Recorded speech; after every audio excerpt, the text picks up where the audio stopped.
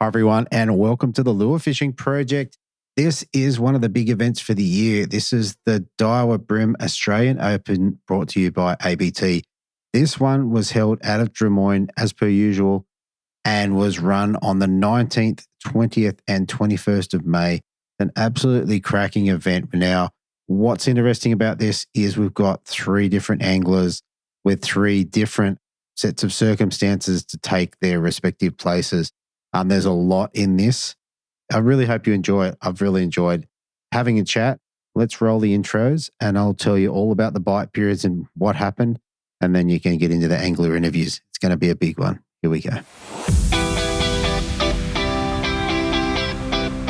Welcome to the Lure Fishing Project, where Australia's best lure anglers share their tips and stories to help you catch more fish and have more fun on the water. Here's your host, Andrew D. Okay, so first up, let's run through the bite periods for this one. So 3-day event. On day one, we had 69 in the fish activity wheel with a minor bite period at 8:34 through to 10:04, with a major bite period in the back end of the session at 12:54 through to 3:24. High tide was at 10:19 a.m. at 1.37, running down to a low at 3:51 p.m. at 0.46. On day two, slightly lower in the fish activity wheel at 55, with a minor bite period at 9:34 through to 11:04. Low tide was at 5:17 a.m. at 0.21, running up to high tide at 11:19 at 1.31. On the final day, with the cut being made down to 15 people, we had 41 in the fish activity wheel with a minor bite period at 10:21 through to 11:54. The low tide was at 6:18 a.m. at 0.27, running up to a high at 12:21 p.m. at 1.26. All right, this was another one. I was fortunate enough to be part of the live stream, which was a lot of fun, with Jesse Roten and Braden Shue from Daiwa. Very cool to catch up with those guys, have a bit of a chat, talk about what's going on. Really enjoyed that. I did mess up. I was supposed to be back for the weigh-in, but went to pick my car up, got stuck at the mechanics, got stuck in traffic, and just missed the whole thing. So anyway, let's get into the angler interviews. First up, we have fourth place. We have Jamie Mckeown. Here we go. Okay, so first up in fourth place, we have an angler dropping 5 fish on day one, weighing 3.235. Backing it up on day two with a similar bag of 5 fish for 3.32.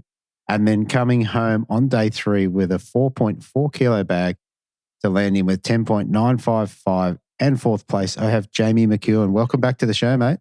Hey, mate. How you been? Mate, I've been good. There's a lot of stuff going on. Mate, another good open for you, mate. Not quite the win, but definitely a good open. Yeah, mate. I think, again, I was talking to one of the boys driving home and we're trying to work out how long I had done it. When the first year I'd done the Open, I couldn't quite remember. But, yeah, the first year I'd done the Open, I think I finished in the teens, and ever since then, mate, it's pretty much been top 5. So you learn a lot, and I've just sort of put my head down and learnt from. And in saying that, I think this year I learned so much more again that'll change things a lot for me next year as well. So yeah, looking forward to next year already. Look out. I mean, last year was such an interesting year because you did such a big run last year. Like, you were everywhere. Yeah. I think for how I fish, I've just got to chase numbers. So like the observers I had this year and last year couldn't believe how many fish I actually caught every single day. And they're not all big fish. Like 95% of them are just sort of 26 to 28, 29 fork sort of thing. Yeah. And it's just, as I tell everybody, if you catch 50 fish, you only need 5 of those bites to be good bites and you're going to be up there. That's right. All right. Let's start with your pre-fish, mate. Did you get around and have a bit of a look around? Yeah, mate. So weather was a bit rainy on pre-fish day, and I had Tubby Taylor on the boat. So pre-fish was more of it was a bit starstruck having him on the boat. And yeah, we were having a good old chin wag, mate, and looking around at spots, and then you sort of run out of time. But yeah, no, I had a look around at a few like just bays and boat holes that I'd always driven past and thought, I wouldn't mind going in there one day, but you're just limited with time in the open sort of thing. So because I don't fish the open, I've never fished in Sydney Harbour unless it's been in an Australian Open. So Sure. I've never actually been down there and spent like a lot of time looking at a lot of spots. And a lot of guys go, "Oh, you've been into this bay or you've been into that bay." It's like, no, I got no idea what you're talking about. Like, I can tell you where you go 3 bays past the bridge east or 3 bays past the bridge west. I can tell you that sort of stuff, but no idea what the bay's called. What the bays? Okay, well, mate, we've got to back the truck up a bit. What's it like fishing with the Australian cricket captain or former captain? Mate, he's a legend, eh? And just loves brim fishing. He actually he spends probably when he's got time. He said he'd spend sort of 2 to 3 days a week on the harbour just fishing for brim on boat holes. He does. I think he said he does a yearly trip with his best mate. He's got a couple of hobies down in Tassie. Right. Goes down there for 2 weeks. They hire a car or a trailer or something, put the hobies on, and they just cruise around and they just go chase big brim on the hobies. But he just wants to catch big brim all the time. I said, "Oh, do you chase the kingies or anything like that?" He goes, "Nah, just brim, mate. Love it." Okay. So, when you sort of, because I had him pre-fish at Hawkesbury as well, he sort of teed it up with Pen Price after last year's Open when he wanted to learn a bit more about fishing boat holes. And it's like, yeah, of course, I'd take him out fishing on the harbour. So we worked it out to get him on, and we took it. I had him over at Hawkesbury and then had him on the harbour. And you sort of, you know who he is, and you sort of think, oh, you're a bit apprehensive about how good's he going to be at fishing or whatever. And sort of told him he's just going to be fishing boat holes. I'll crank him. You can do whatever you want. And he was throwing plastics, and he threw his first cast, and it's like, oh shit, this bloke could actually cast. And like you go the next one, it's like inch perfect again. It's like, wow, yeah, he does spend a lot of time fishing this. He's not bullshit. He can fish and can catch them too. So he'd definitely hold his own in an ABT. That's true. I've got him probably 90% convinced to get into the Open as a competitor next year, and he is going to try and put some time aside to possibly do some qualifiers. He said next time they're in Tassie, he reckons he'll definitely go there because that's his favourite place to chase brim. How good's that? I mean, when we used to do the Southern Brim, I can't remember who he's partnered up with, but they were quite successful. I think his name's Tom. That's the guy who goes down to Tassie with. Yeah. Yeah. Can't think of his name. I know him quite well, but from those times, yeah, they were quite successful. Yeah, no, he just loves it, mate. Loves fishing, and yeah, just the brim fishing is just his thing. Because he said he's got a 4.5 metre quinny, puts it in at the boat ramp, and he fishes Lane Cove and all those sort of spots in the harbour because he lives up that end of town. He said if he's got 2 or 3 hours to kill during the day, he said he can just rip down, have a couple of hours on the harbour and go home. But had him on the boat, showed him the live scope stuff, and he was blown away. Like he's getting ready to order one. So very, very good. Very good. All right. Let's get back to the task at hand, mate. All right. So did your pre-fish, did it set you up for the comp? Did you get a little bit out of it? Yeah, mate, I did. I found I went east first. I just wanted to check the eastern part of the harbour to see sort of if there was any sort of quality or numbers down the eastern side of the harbour. There wasn't for me last year. I didn't go near the reef this year again. I just went and I concentrated on the boat hole thing. Didn't find a lot on the boat holes down there. I pre-fished where Morgo got his donkey. Didn't catch anything there either. And then went west of the bridge and found a lot of fish, like really good numbers and not bad quality. Sort of, that sort of 30 to 32 fork, which is you want the 30 plus bag every day sort of thing. So it was like, here, you just got to get that 1 or 2 kickers in the bag each day. That's right. And was your basic technique, were you still sort of running from last year, your Reddicks and boat holes? Yeah, mate. So it was horses for courses with the crank and the boat holes. The bigger sort of cabin, really big sort of boats, I was using the Reddicks definitely. I can sort of tune them and get them to go deeper right under the boat hole. With the shallower yachts, I use the Reddicks because I can get them to sort of stay up closer to the bottom of the hull. And yeah, I had Jesse Broughton as an observer on the first day, and we all know how good he is. And he was watching me. He's like, "Man, I've been doing it wrong." He goes, "I've been watching highlights and watching, how to do it and stuff." He's like, "Been doing it wrong this whole time, man." He's like, "I've been going too deep." It's like, "You're touching the underneath the boat every time, aren't you?" And it's like, that's what you've got to be doing. That's what they're grabbing their attention. So yeah, so that's what it's definitely a horses for courses thing with the lures you're using. Yeah, very good. Very good. All right, let's roll into day one.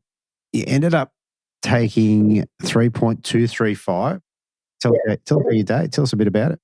Mate, I was pretty disappointed after that day, to be honest with you. I thought so there's two sides to having a live scope. You can definitely get caught behind it watching fish follow your lure, and your day just gets blown away, and then you can make it work for you on other days. So day one, it was even, I'll get to the funny part of that after, but yeah, day one went into Iron Cove and just did the boat hole thing, started cranking them and was catching the numbers, averaged okay size, get the odd sort of 31, 32. And there was a lot of fish this year that were just sort of free swimming around, in around the boat holes, out from the boat holes. And I was using the hybrid shrimp like how we were doing it down in Malakuta. Throw the hybrid shrimp out, sink slowly. They come up and look at it, and you start sort of working out whether they want a couple of rips or slow wind. But they were following it, and some of them would follow it just about to the transducer and just sort of swim away. It was very similar to impoundment barrafish, and it was very, very frustrating. Yeah, right.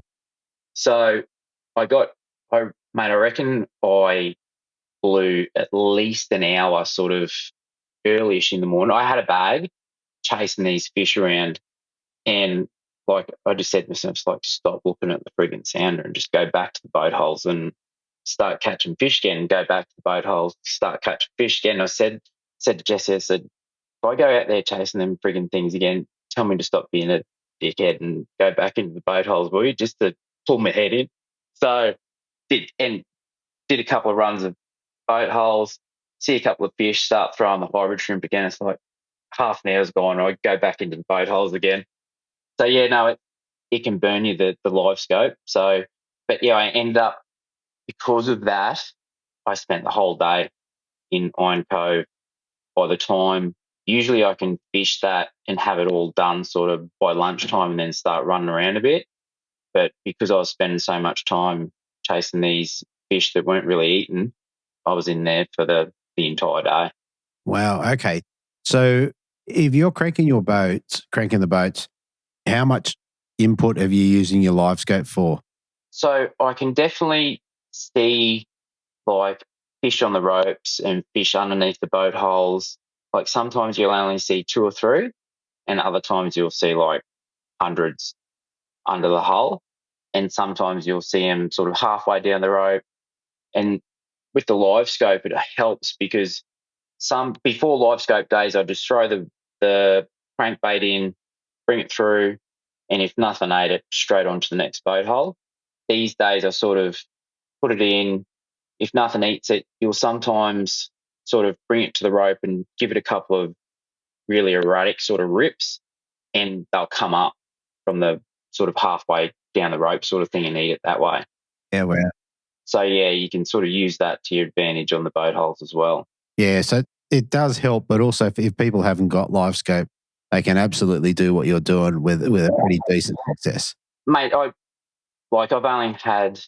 had live scope last year, but it was, at that point, it was on a pole. So I wasn't really using it a lot because it was just a pain in the bum to put it in and out of the water all the time. So I was just fishing the boat holes, just cranking them and fishing pretty quick sort of thing. So it has slowed my working over an area down a little bit, but it has allowed me to sort of extract fish where I would have thought there may not have been fish before. So, all right.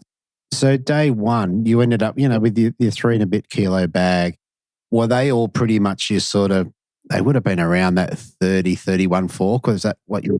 Yeah, mate. Yeah, I think I had 3 31s and everything was over 30. It might have been a 30, 230, 331s and a 32 or something like that. Yeah, it was all that sort of very low 30s. They were all the same sort of quality fish. So no standout, which is the one you need. You need that. Yeah. That 36, 38.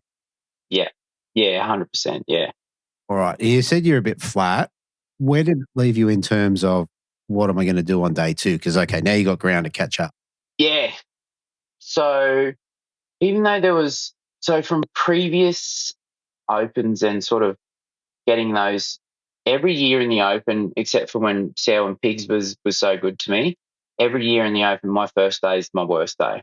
Sort of because I don't fish there, pre-fish is usually rushed sort of thing, and you're only sort of getting an idea of where numbers are more than size.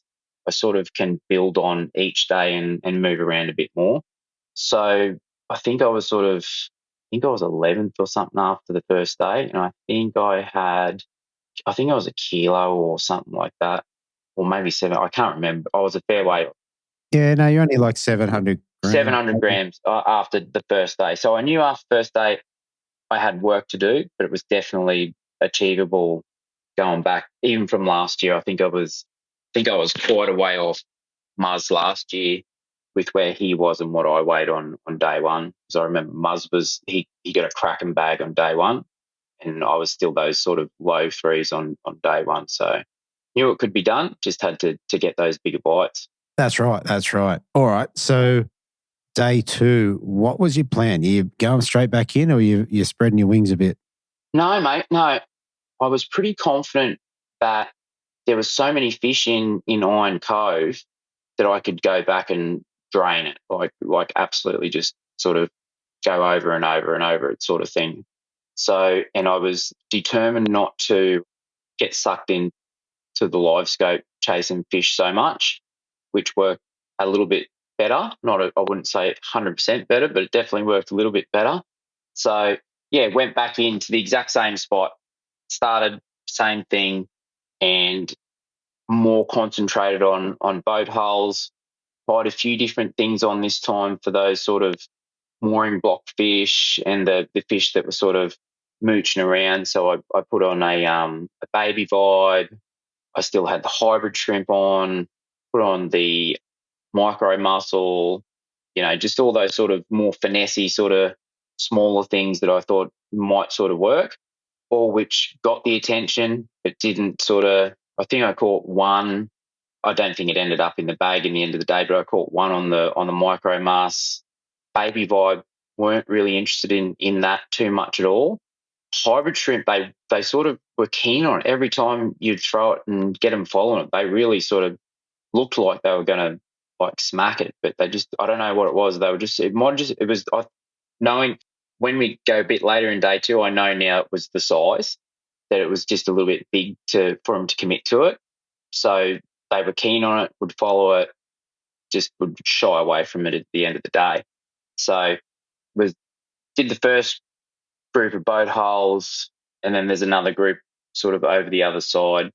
Went over the other side, started cranking them, and there was a lot of fish. There was a lot of bait, and there was a lot of bream sort of moving around off the edge, but around the boat hulls, and threw the hybrid shrimp a couple of times because I could pole down in this spot, and there was a bit of breeze, so I could pole down and sort of fan cast the area and sort of target the schools pretty easily. And same thing, hybrid shrimp was just every time you throw it, they'd follow it. Couldn't get them to eat it. And I'm not a stick minnow fisherman, but and I've had it in my boat for a million years. It's like a tiny white box, and it had they're probably prototype lures that come from Oz Tackle when I was sponsored by Oz Tackle. They were my first sponsor, must be 15 years ago now. And it had 3 of the Oz Tackle Shinkus in it and 3 other the vibey looking things. Yeah, I can't remember what they're called. They're right. I think they roll. They might have been rolling baits or something like that. But yeah, they're a little bit bigger than a stick minnow, and they had like a little top head thing on them, sort of thing. So they were sort of a subtle vibrating stick minnow sort of thing. I don't know. Still haven't used them ones. So I had the stick minnow, Had to find hooks on it because they were obviously pretty rusted, been in there for that long. Threw it out, mate, first cast, and it was a 32 fork, and it's just like, you idiot. Were you on So, straight through? Were you? no, because I don't usually fish straight through either. So I was braid, and I did tie 3 pound leader on a fair length 3 pound leader on as well. So I went to the braid leader, threw that out, and these were just 3 fish that were just sort of free swimming around. Put it on them.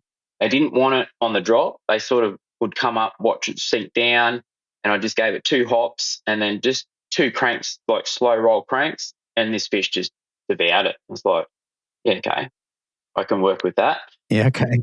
And you're watching it on live. Yeah. It was all on live scope. So I didn't think that I would see the stick minnows as well as I could. You see it splash down, and then it's sort of like you can just see. You got to turn. You got to sort of play with the gain enough so it's not going to blow it out all snow, but it gets it a bit sort of grainy, I guess. But you can just see one of the grains just slowly sinking, and you can actually sort of tell that the lure's there by the fish reacting to it. It's like, okay, that's the lure because that's where they're going to. So, yeah, but then when you start to move it, you can see it a bit brighter on the board facing.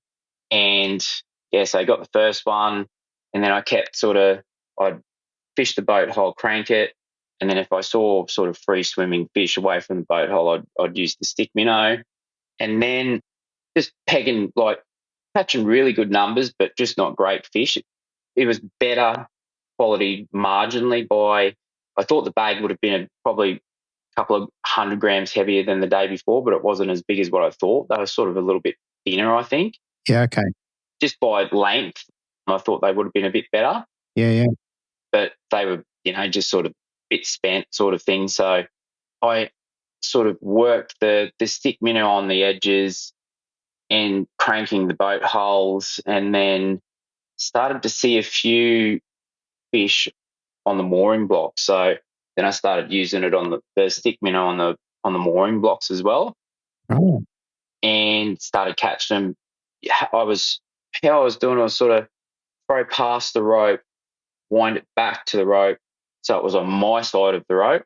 So I'm approaching the boat hole from front of my boat towards the anchor rope, and I'd see the fish on the mooring block down sort of pretty low, and I'd throw the stick minnow so I'd go past it, wind it back so it was back on the good side of the anchor rope, I call it. Yeah.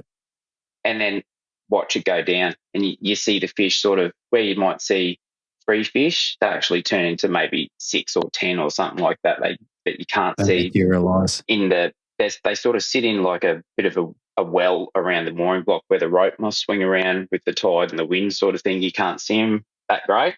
So yeah, so I was catching them ones. Got a big Dewey doing it that had me proper stitched up for, like, when it first took off. I had Jeff on that day, and I said, like, these bream look a bit bigger on this one. I could be good to hook one of them. And threw the stick minnow in, and there was 3 oak, like, they looked a little bit bigger, and there was one that looked like a proper good one. Okay. And the proper good one turned out to be a big Jew. Right. It did have me stitched up around, I know, it was around anchor ropes, under boats, and I just opened up bail arm and chased it around. It ends up tiring out, and it was a really good one. I have no idea how I got it out, because the stick minnow was like right down in the side of its throat sort of thing, and it was only on 3 pounds. I don't know how it didn't chew through that, but got it in. Didn't get a photo, didn't care. Brett Penprace was fishing behind me. He was like, "Do you get a photo of that?" It's like, why would I want a photo of that, mate? I want bream. It's just taking up my time. So yes, kept working the boat holes over like that, and because I had all the rods on the deck, but I ended up just having 2 that I was just turning to all the time. It was just crankbait, stick minnow, crankbait, stick minnow, and it was to the point where I could approach a boat from the front. I could see fish on the anchor block or the rope. I'd throw the stick minnow in. I could catch a fish off the rope or the mooring block and not disturb the fish under boat hull, so then I could still crank the boat hull and catch fish off that as well. Yeah, wow. So instead of last year or the year before where I'd just crank it, catch one fish, and probably disturb the fish on the mooring block or the anchor rope with the fish that I've caught or with the electric, I was able to sort of get 2 for 1 sort of thing. Yeah, wow. Wow. And did I hear you say that you were power poling down then? Not in spots. I could pole down. I've got 2 10-foot blades on the skeeter, so I can sort of pole down in a bit deeper water. So the ones that were a bit sort of nearer the shore, I could. But yeah, you just got to use your electric to, because I do it here so much, I don't even look at the electric where it's sort of pointed or anything like that, mate. I just sort of feel it where my foot is. It's just sort of muscle memory. Like I know where my foot is, I know that way is the electric sort of headed, I guess. So yeah, so I have the forward facing set at 90 feet out, and I can start to pick it up. And if I can see fish, I can cast at it from sort of there, plonk it down, and then you either get one or you don't. You get one, you can extract it, and then by the time you sort of process it, hit spot lock, process it, turn around, crank the boat hole, and you get another one, and then move on to the next boat hole sort of thing. Move on to the next one. Yeah, that's awesome. What electric are you running? Lowrance Ghost Pro X, one of the new ones. Okay, so pretty cool. The good thing about what you're talking about there is you've got your forward facing, you've got it set to 90 feet or it doesn't matter what it is really, but you'll start to get a feel for exactly how far you got to cast and whether you get it and all that sort of stuff comes into play because you see it. Yeah, mate. We're pretty lucky here. Morgan and myself have spent countless hours at night chasing dewies and barra around in the local rivers here, and like it just dials you in so much with your live sonar. And a lot of guys goes like you just like you're spot on with your casting into the beam of the forward facing, and that's what I say. It's like just go out and you just got to keep casting and know where the beam is and all that sort of stuff. So yeah, it's just time on water, mate, really, with that sort of stuff. Sure. And like you said before, maybe you didn't say it in the interview, but previous, you're like, I'm not really a stick minnow fisherman, but you're in the Oz Open, you're in one of the biggest ones of the year, and you're like, let's crack out a brand new lure. Yeah. It's one of them things, mate, like you just sort of, you've thrown everything at them, and it was just like, you know what, I'll throw a stick minnow at them. She's like, I don't know if they're going to eat it, but I'll have a go at it. It's just something different, you know. Like I tried the sprat just on sort of, I think it was a 128, and they were interested in that as well, but they would just sort of hit in the tail. They wouldn't really get a good hook up on it. And to be honest with you, I just didn't want to waste time finding stingers and stuff on plastics and that sort of thing. So I sort of that aside, and then I just thought I'm gonna put on a stick minnow and see if these little buggers will have a crack at it, and it did. So, it did. And mate, we're a week out recording this, mate. Have you put an order in? Have you got a bunch of different things? That night, that afternoon, I spoke to Brett Pempress. I said, "Oh, mate, you got any stick minnows?" He goes, "Yeah, I've got heaps." I said, "Oh, could I grab some off you?" And it's like, "Yeah." I was like, "Hey, Morgo, what hooks do you put on them stick minnows?" He goes, "Just the smallest ones you got." So yeah, got hold of some 16s, I think duo trebles, and yeah, Brett was kind enough to give me half dozen or so stick minnows. I was all set for day 3, mate. I was keen as. Right, but you stayed with the braid leader combo. You didn't go. Yeah, so no, I can tell you now. I have been out a few times on the Gold Coast with 3 pounds straight through, practicing a bit. Yep. But no, I haven't really ever been just a straight through sort of guy unless I go down to Victoria and cranking flats and stuff like that. I'll have a straight through setup. But other than that, I've never used straight through. I've always used braid leader combo. But when I put the stick minnow on, I did have at least two rod lengths of 3 pound leader on it. Yeah, fair enough. All right, mate. After day 2, where were you sitting? Where did you have to catch up from? So day 2, day 2 I finished in in Iron Cove, and I finished a bit earlier, so I went over to one of the bigger fish spots from where I was getting fish from last year's Open. I'd get a big fish sort of in the last hour or so there.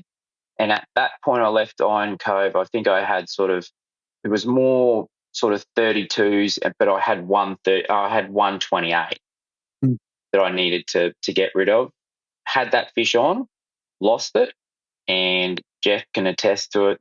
Anyone walking across the harbour bridge, it was really close to the harbour bridge. I apologise for the language that you would have heard. So it was a huge fish. Saw it come out side on from it was on the Reddick on a big boat, hit it, and the big ones, you sort of almost feel like you've caught kanji because your lure just stops. Yeah. And you give it a jerk and it goes donk back, and it's like, and then the big ones just come out shaking their head like crazy, but they swim high in the water level and they just go sideways away from the boat hole sometimes. And it's like, yeah, wow, that's massive. Yeah, had it on. It went down, took its run once it realised it was hooked, worked it back, and then decided it would go for another run and pulled the hooks on it, mate. So one of them ones, I needed the 28, and this would have been every part of 38 sort of thing. So it would have been a good upgrade. Yeah. Just one of them things. So day 2, I think I was out of the top 10 on day 1. Day 2, I come up to 8, but I was behind a fair whack. I think it was sort of 1.7 or 1 point something. I was out of the lead sort of thing. So yeah, it was a hard slog. All goes like, oh, you're going to need 4.5, 5 kilo tomorrow, and it's like, oh yeah, whatever. I didn't think it was doable myself, but you just never know. You just got to keep casting and never know what happens. Hey, that's exactly right. 5 kilos would have got you there.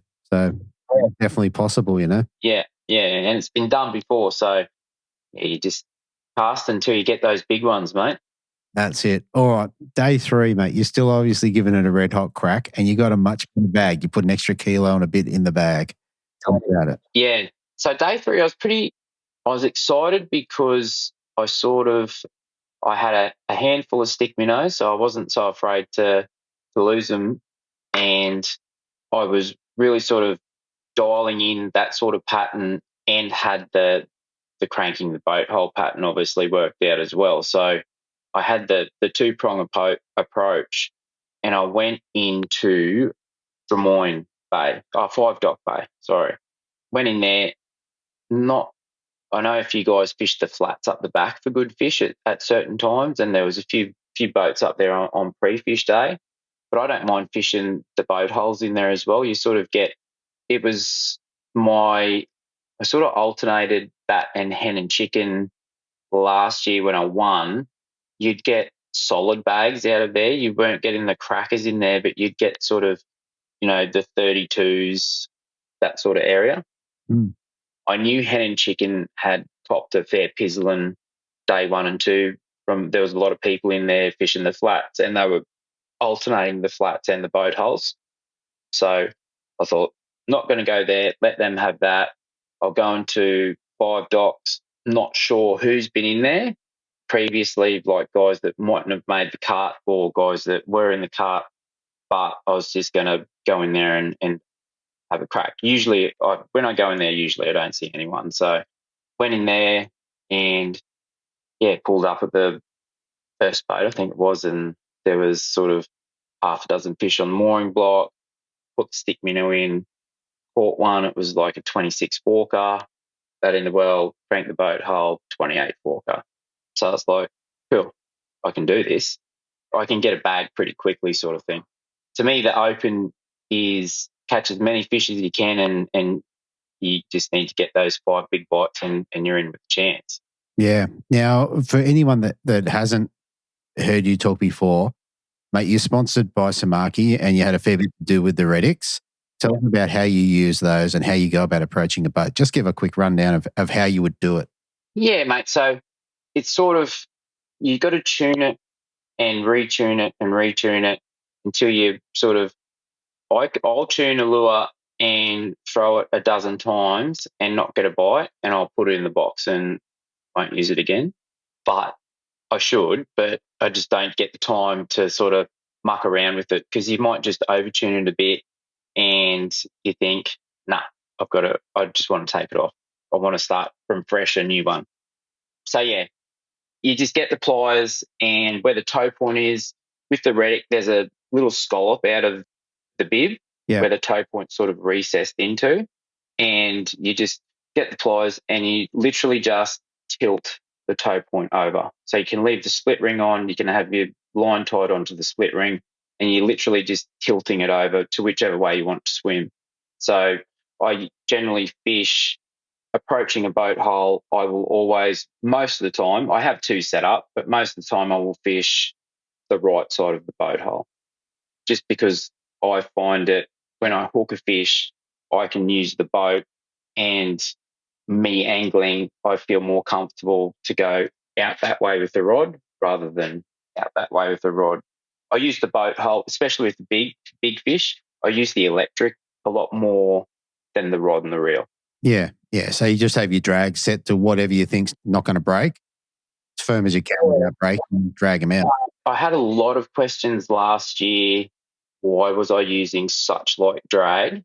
And I use a very light drag when I'm fishing that structure. I use 6 pound leader, and it's like, what's with the light drag? It sounds like 26 Walker sounds like it's a kegger pulling you 50 metres under the boat sort of thing. The thing with doing the cranking of the boat hole, if you have your drag set too hard, you tend to pull a lot of hooks, mostly because you will catch fish all day and you will notice the difference between like the bite times where the hook is in the mouth. If they're not in a bite period, they'll still bite the lure because it's pretty much swim past their face, but it'll just be pinned in the lip. Whereas if they're in a bite period, they'll have it T-boned across their mouth like they want to eat it proper. They're belted. Yeah, so I treat it as they're always going to be hard to catch. They're always pinned in the lip. So I don't generally have a tight drag set. If they're getting me sort of in a bit of bother, I can thumb the spool, open the bail arm. There's those sort of tricks you can keep up your sleeve that sometimes work, sometimes don't. But it's just one of them things. But I would say I always fish with a really light drag. Yeah, okay. And with your Reddicks, you running, what's your sort of favourite colour or favourite colours? Mate, I like Tinkerbell. That's a sort of it's really chrome.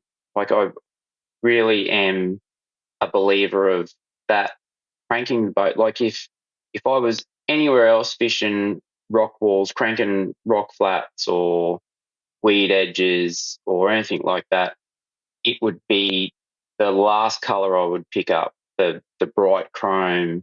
It's like you'd go, oh yeah, maybe Flathead or Taylor or something like that. Like it does match the hatch probably for like a hardy head or something like that. But I think that under the hull it's shady and you get the sun and it sort of reflects the chrome as it's swimming under the boat hull. So I think it grabs their attention a little bit more as well. So there's not a particular sort of standout colour as such, but I do like Tinkerbell a lot. Okay. It is probably the most of all the colours. It's probably the most chrome sort of colour with a few sort of got that good look about it with the mixed with the chrome. Yeah, so and it's got the pink on the top, hasn't it? And sort of a yellowy orange head. Yep, that's the one. Yeah. Yeah, very cool. Very cool. All right, tell us about your day. How'd you go about putting a few? Because you obviously got a better bag, so you would have been feeling better for starters. Yeah, mate. Yeah. So the day started off well because you can get into different mindsets, and I had to sort of reset from I need to get a big bag, and then I sort of went back into 5 docks, and it was like the memory from last year started to sort of kick back in. It's like, oh yeah, I remember I was in here last year, and it was all I was thinking is let's just get a bag. So then my mentality stopped from need to get keggers every cast to let's just get a bag and see what happens sort of thing, and then you start to fish a little bit more relaxed. You start doing casts a bit better, and all that sort of stuff sort of works a bit once you take that sort of mind game out of your head a bit. Mm. So the day was going well. Like, we just sort of went in, worked up one side of the system, and I was picking them off with the stick minnow and cranking the boat holes, and come back around the sort of flat. There was fish sort of swimming around on the flat, and I just completely put the blinkers on, mate. Like, it was like, I'm not getting stuck chasing these bastards around on the flat this time. I'm just keeping going to the next boat hole. And so, and then come around the sort of the other side of the flat where it's sort of much shallower, on the boat ramp side, and come up to, there was two bigger boats, and I could see on this one particular boat that had maybe 4 or 5 like good sized fish. And the day before I caught the dew, and I could sort of tell that was now a dew on the forward facing, the size of it. Yeah. So it's like, that's not a dew, that looks a bit more like a good sized bream, and they all looked good sized bream. So I actually put the poles down. I got two 10-foot power poles, put the poles down on the flat so I could actually really sort of put the bent, stick minnow in, spend some time sort of trying to work them out. And first cast in, mate, the stick minnow went down. The fish didn't really take any notice of it at all. Like, it just went down and they didn't move. And I just ripped it up, and one just went bang. And it just went bang and then straight back around the rope on the other side. And I'm opened the bail arm straight away, because I was poled probably not 90 foot, I was probably 70 foot away from the boat hole, and bail arm's open, electric's on, boat's not moving. It's like not getting any closer to the boat hole. Poles are still down. Poles are down. Yeah. So I had to put the poles up, then got up there, got up to the rope, put the rod down in the water, and I couldn't work out which way the bream went around the rope. There was actually like a ball of cungy down the rope, and the bream had not actually gone around the rope, but the braid had looped around the cungy, and the bream had swum back the other way. Yeah, right. So I put the tip of the rod in the water, and it come off, and I was like, oh, he's off. And he's like over there now. Yeah, right. So then turned the boat around and started chasing him out. He went out into open water, luckily, and he was the anchor of the day. I think he was 38 fork or something like that. Oh, that's meant. Yeah. The feeling when that 38 forker swims into the net, and you've had a couple of sort of moments there of brain fart sort of thing, and it's like, yeah, that's the one I needed sort of thing. And having I think by that point I had a 32 and a 31 and a couple of 28s, and I thought it was only 9 o'clock or something like that, and I thought, yeah, this is happening. It's coming together. Yeah, a couple more upgrades, and it's going to be a good day. I was going to say, you'll go ahead of Morgo on this race. Yeah. Because you look at the live update sort of stuff, the apps. I don't know what Morgo does, but I know I check where everyone is above me, and then check Morgo and work out what I've got to do to catch Morgo. I'd actually do the math on that one. Yeah. So we got pretty close there together at one point, and then Observe goes, oh, the app's been updated. It's like, oh yeah, what's going on? He goes, oh, Morgo just got a 1.5, and it's like, you're like, oh, bother. I was only a couple of 100 grams behind before, so yeah. And being a good mate, you're like, I'm so happy for him. No, I wasn't like that at all. It was more like, Morgo, you tinny bastard. Too funny. It was one of them things, but you just put your head down and keep casting, mate, because if he got one, that 1.5 kilo might bite for you next cast sort of thing. So that's right. One good cast away. Yeah, that was exactly that fish on that stick minnow proved that. So the thing that sort of slowed me down a bit on that stick minnow bite a little bit then, though, was the wind.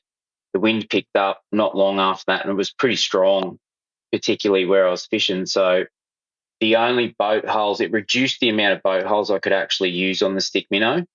I could only use it on the boat holes on the inside run where I could sit on the flat and point the boat towards the anchor rope where I wanted to cast and then cast it that way. It became difficult with line management and all that sort of stuff of getting the stick minnow down in the right spot, because the wind catches the line and pulls the stick minnow away from where you want it to sink, or will hold it up in the water column longer, won't let it do what it wants to do, sort of thing. So yeah, it just, you have to sort of adjust and free spool it and sort of cast it, and then just put the point of your rod straight in the water, so all the lines sitting on the water, not sort of getting a belly from the wind. Yeah. Yeah. I mean, like, and I'm going to ask a kayaker based question because, yeah, is what it is. If you don't have your power poles on the back or whatever you've got, what's the chance of you sitting nose up into the wind and fishing off the back of the boat? Is that an option? Oh yeah, definitely.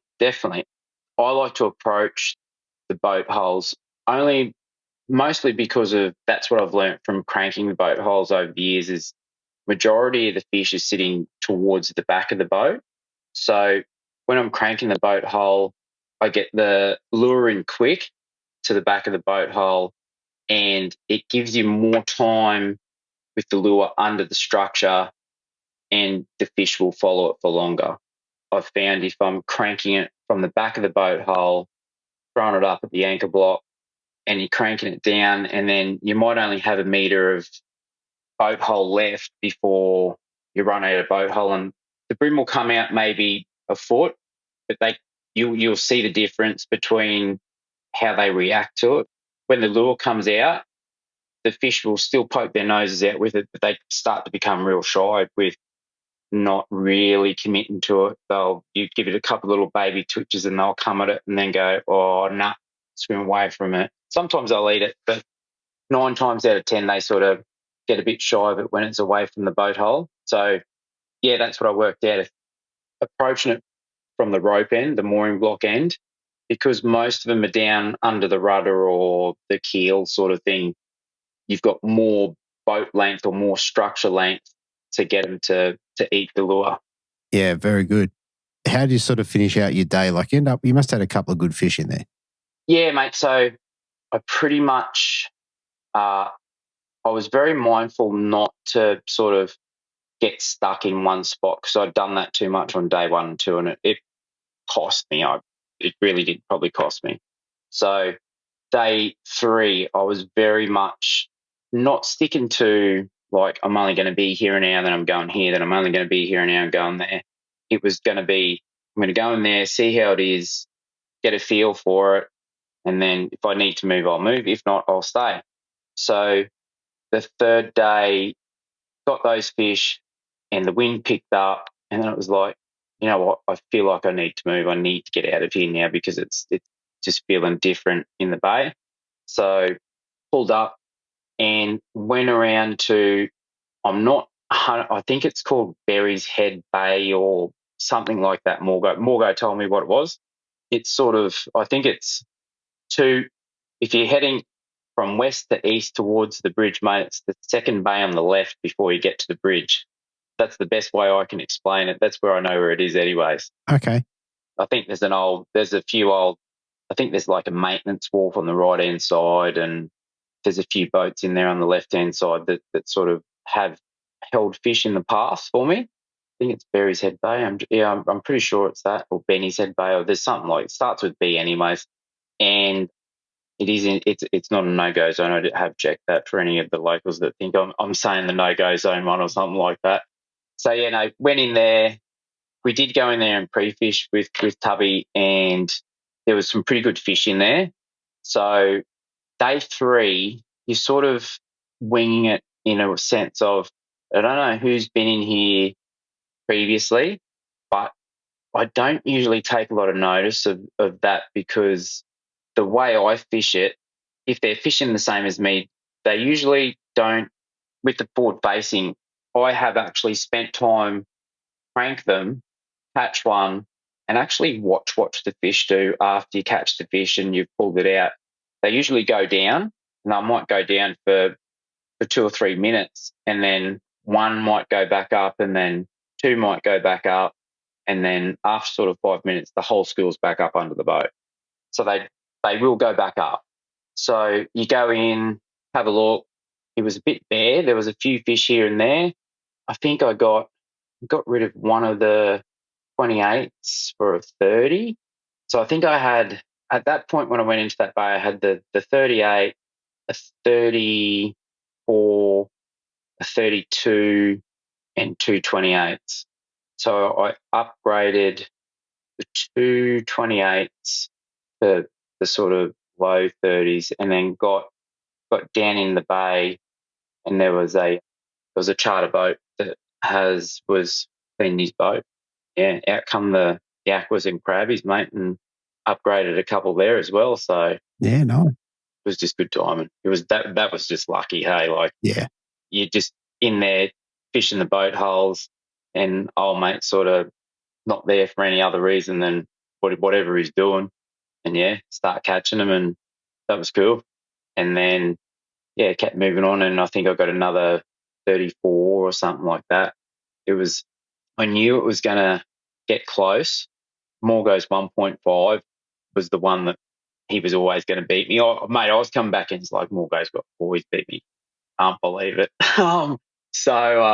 Yeah, got back in. So it was great to see who won first, and Morgo was second. So I was really happy about that. Yeah, fair enough. For more than one reason. Yeah, I can see. Mate, I did look it up. So it looks like where you were fishing, mate, there's two parts to this. So it's Balls Head Bay. Yeah, that's it. Started with B. Which then goes into Berries Bay. Like it's all kind of the same thing. Yeah. So, yeah, no. So on day 2, where I lost the really big one, it was more, I didn't go right into the bay. There's like probably half a dozen boats that are out of the bay a bit, and there's sort of a little bit more. I actually like fishing the boats that are a fair distance apart. Okay. And there's not so many boats in the bay. Yeah. They seem to be the boats that hold the good fish. The more you go into a bay and there's sort of 4 boats in the bay and they're spread out a bit, there's less structure for the bream to sit there, so there's more bream sitting underneath them, sort of thing, you know. So a lot of boats close together, still bream under a lot of them, but it seems to be a lot of smaller stuff. So I do find the bigger fish are on the more excluded boats to the other one. Yeah, very, very good. Very good. I don't think you'll forget Balls Head anymore. I won't, mate. I won't. I'll tell everyone about it. Very good. Yeah, so no, it was a big fish spot from last year, and it ended up being pretty cool to me this year as well in the last sort of couple of hours of day 3. So I didn't think it was sort of all happening in the last hour sort of thing, you know, and you sort of put them in the app, and then old mate said, "Oh, did you put that one in the app?" It's like, yeah, I'm pretty sure I did.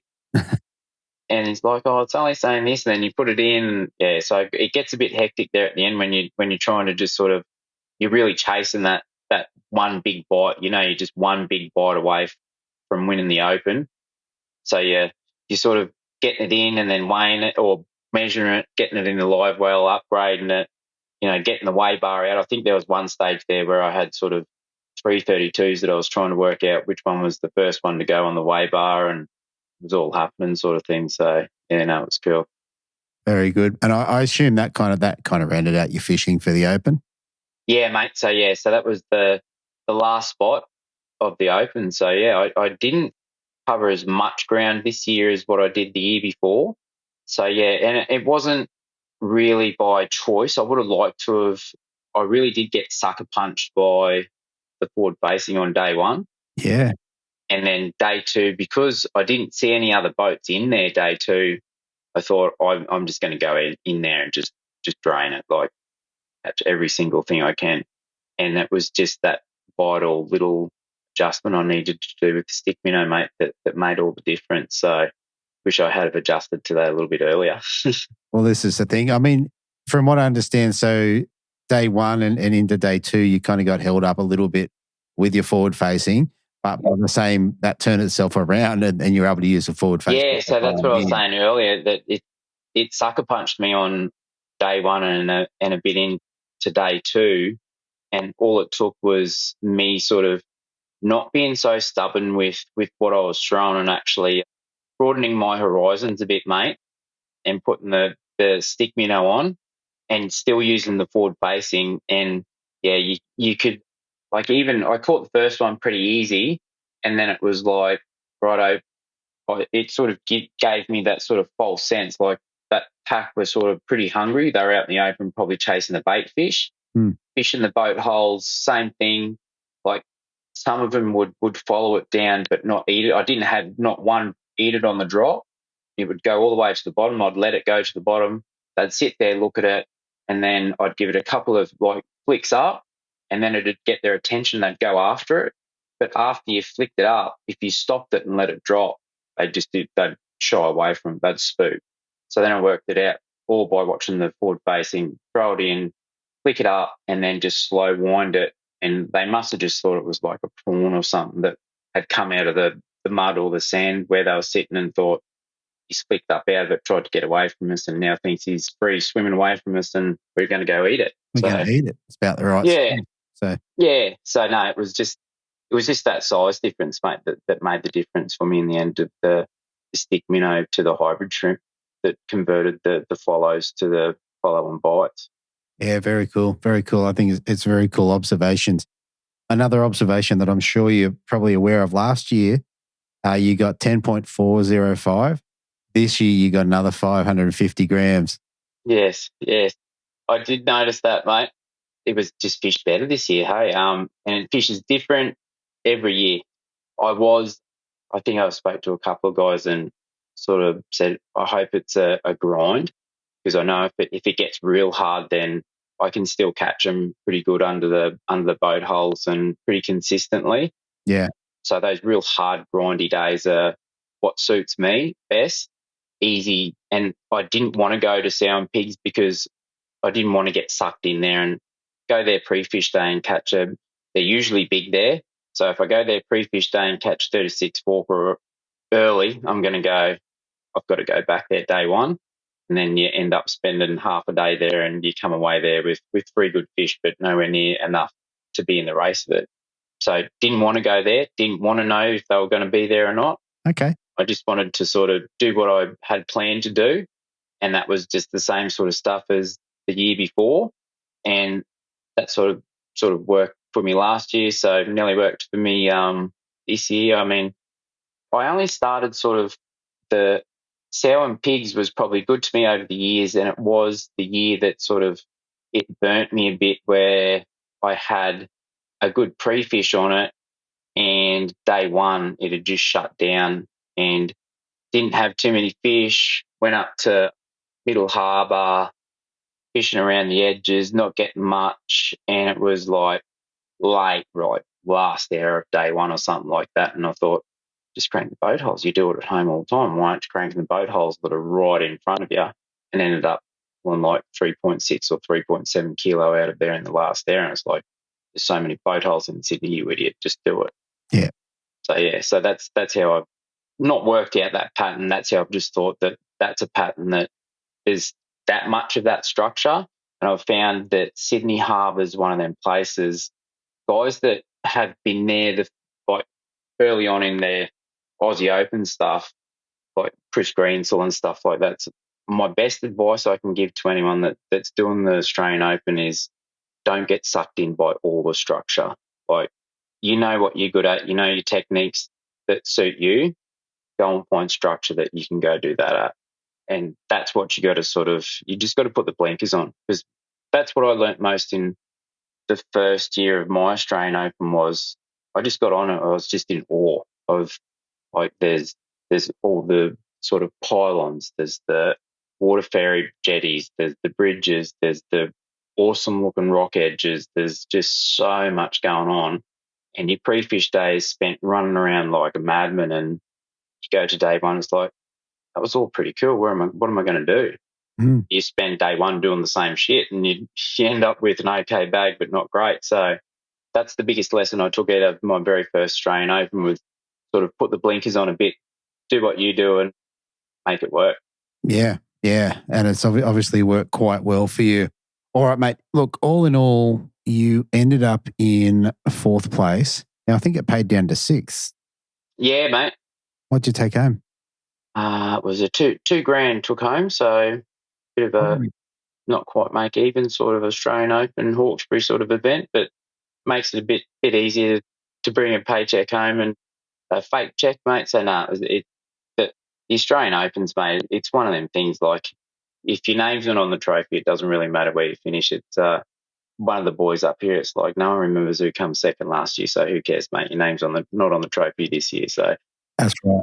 Who comes second this year? Yeah. Sorry, can't remember. I'll remember who comes second. Don't worry about that. I'll remind him regularly. Fair enough. Well, he's up next, mate. So anyway. Yeah. Oh, very good, mate. Look, last thing before we shoot off, is there anyone you want to give a shout out to? Oh, mate, there's always a long list of people that helped me get to the Australian Open. Samaki are great. I got a heap of crank crabs off Steersy, just in case sow and pigs bide, mate. Got to always be prepared. Big thanks to Freddie Penprice, who loaned me the stick minnows for the comeback. Yeah. Big thanks to him. Also Bernie, day one of the Australian Open, pre-fish day, a car sort of thought he was bigger than he was and sort of half run me up the gutter when I come around the corner, and ended up, didn't bust it at the time, but sort of the boat trailer jumped up the gutter because the roads in Sydney are so narrow and traffic and all that sort of stuff. So got back, re-rigged, put batteries on charged, drove out of the caravan park at sort of 4 o'clock in the morning to get to Five Docks boat ramp and get out onto the main road. And it's like, that didn't sound right, that coming around the corner. Then got a flat tyre on the boat trailer. So Bernie Kong, stayed with him, and he was great giving me a hand to pit crew the tyre on and off as soon as as quick as we could, mate, and get back on the road to get to the boat ramp. Yeah, get the day started. My first day poppy moments, we'll call them. We usually call that with Pete Brukel and Scotty Cicluna. Scotty Cicluna usually wins the poppy moments at every tournament, but he wasn't there this year. But I definitely took that out. My day one Oz Open, it was the flat tyre. Got to the boat ramp, didn't put the bung in, so the auto build comes in when you're the boat's sort of 2 foot in the water, which is okay.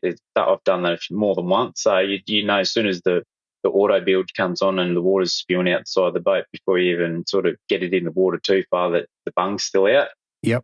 Did that, backed the boat in, got on the boat, reversed it down to the pontoon, and it was like the boat was attached to a bungee strap. I put the trailer winch out of gear so I could pull the hitch off and reverse it off, but I forgot to pull the hitch off, took it out of gear, forgot to pull the hitch off, so I'm reversing the boat out, getting towards the end of the pontoon, and it was like a bungee strap just pulled me, like just hit me and pulled me back in. So it's like, what the freaking hell happened then? It's like, yeah, the trailer hitch is still connected to the boat, mate, so I had to unhitch that and wind it all back in and start the day with a million things going on in my head, but yeah, all worked out all right. Fair enough, mate. That's a great start.